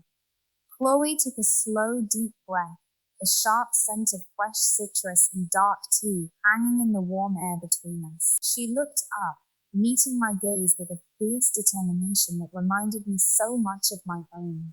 I will not let you down, Margaret, she said, using my first name for the very first time. A radiant peace blossomed in my chest, spreading outward like the warm morning sun burning away a thick winter fog. The circle was complete. The future of the estate was definitively secure. I squeezed her rough hands tightly, feeling an overwhelming wave of maternal love. We had secured the future and left the past with nothing, but our work was not over. What would tomorrow bring? The heavy gold pocket watch ticked with a slow, steady rhythm against my palm, its cool metal warming under the fading golden hour sun. I sat alone in the wide woven wicker chair on the expansive back porch of the estate, a thick wool blanket draped comfortably across my lap. The late afternoon light was magnificent, painting the sky above the Holloway mansion in brilliant, vibrant strokes of deep purple, burnt orange, and soft crimson. The sweet, intoxicating scent of blooming jasmine and damp, rich soil drifted across the long wooden deck, carrying the distinct promise of a coming spring. I traced my thumb over the smooth, scratched glass face of Richard's antique timepiece. The rhythmic ticking echoed in the absolute quiet of the evening, sounding like a steady, enduring heartbeat. For an entire year, I had lived in a constant state of calculated warfare. The immense, crushing weight of my grief had forced me to build a labyrinth of lies, a flawless trap designed to catch a monster. The raw, blinding rage that had initially consumed my soul had been necessary. The deep, simmering anger had kept me sharp, focused, and lethal when I needed to be. But sitting here now, as the evening breeze rustled the high branches of the old weeping willow, I realized that the terrible storm was finally over. I had survived the ultimate betrayal. Victoria had viewed me as nothing more than a frail, naive old woman, an easy target to be manipulated and discarded. She had severely underestimated the kind of brutal strength that a mother's profound love could manifest. I looked out across the sprawling green lawn toward the small memorial garden I had planted near the willow tree. The delicate lavender seedlings and sturdy white rose bushes had taken deep root in the dark earth, their green leaves stretching eagerly toward the fading sunlight. It was a beautiful, living monument to my son. The sharp, agonizing ache of David's tragic loss would never entirely vanish. There would always be a quiet, hollow space inside my chest, a permanent, undeniable void where his bright laugh used to echo. I no longer carried any lingering guilt or irrational shame over his death. I had accepted the brutal reality of the past. The profound sorrow was simply the price of having loved him so fiercely. It was a heavy burden, but it was a burden I now carried with immense, quiet pride. I remembered the deep despair that had almost drowned me in the courthouse, the terrifying moments when I thought the truth might remain buried forever. But I had clung to a fragile glimmer of hope, refusing to let the darkness win. The profound relief that washed over me now felt like a cool, cleansing rain after a long, devastating drought. I leaned my head back against the rough wicker of the chair, closing my eyes for a long, peaceful moment. The intricate, high-stakes game of chess was officially finished. The massive Holloway fortune had been restructured into an impenetrable fortress of charitable trusts and unbreakable scholarships, managed by the absolute trust I had placed in Chloe. My family's vast resources would never be used to fuel another parasite's greed. Instead, the wealth would serve as a powerful shield, protecting the vulnerable and funding the brilliant. A gentle, cooling wind swept across the porch, carrying away the last remnants of the day's heat. Emotion. I opened my eyes, watching the sun dip below the distant horizon, casting the estate into a soft, protective twilight. I did not feel any lingering fear about the future. I knew my own time in this world was drawing shorter with every passing season, but that reality did not frighten me. I had secured the legacy. I had honored Richard's brilliant life, and I had avenged David's tragic death. The massive, beautiful house behind me was no longer a cold, empty tomb filled with tragic memories. It was a vibrant, living sanctuary. I held the golden pocket watch up to the fading light, watching the delicate black hands move relentlessly forward across the ivory dial. Time was the great equalizer. It had stolen my husband, it had taken my son, and it had brought an enemy directly into my home. But the way the gentle evening settled over the garden proved that time was also the ultimate healer. I snapped the heavy gold cover of the pocket watch shut with a sharp, satisfying click. I slipped the antique timepiece into the deep pocket of my thick wool sweater, folding my aged, wrinkled hands neatly in my lap. The vibrant colors in the sky slowly faded into a deep, velvety indigo, and the first bright silver stars began to pierce the darkening canvas above the mansion. The sweet songs of the morning birds had been replaced by the rhythmic chirping of the evening crickets. I sat still in the growing darkness, my breathing slow, deep, and incredibly steady. After a lifetime of building, losing, and fighting, I had finally found what I was searching for. The long, brutal war was won, and my soul was at peace. The inheritance trap had snapped shut, leaving behind nothing but the quiet, beautiful truth of a promise kept.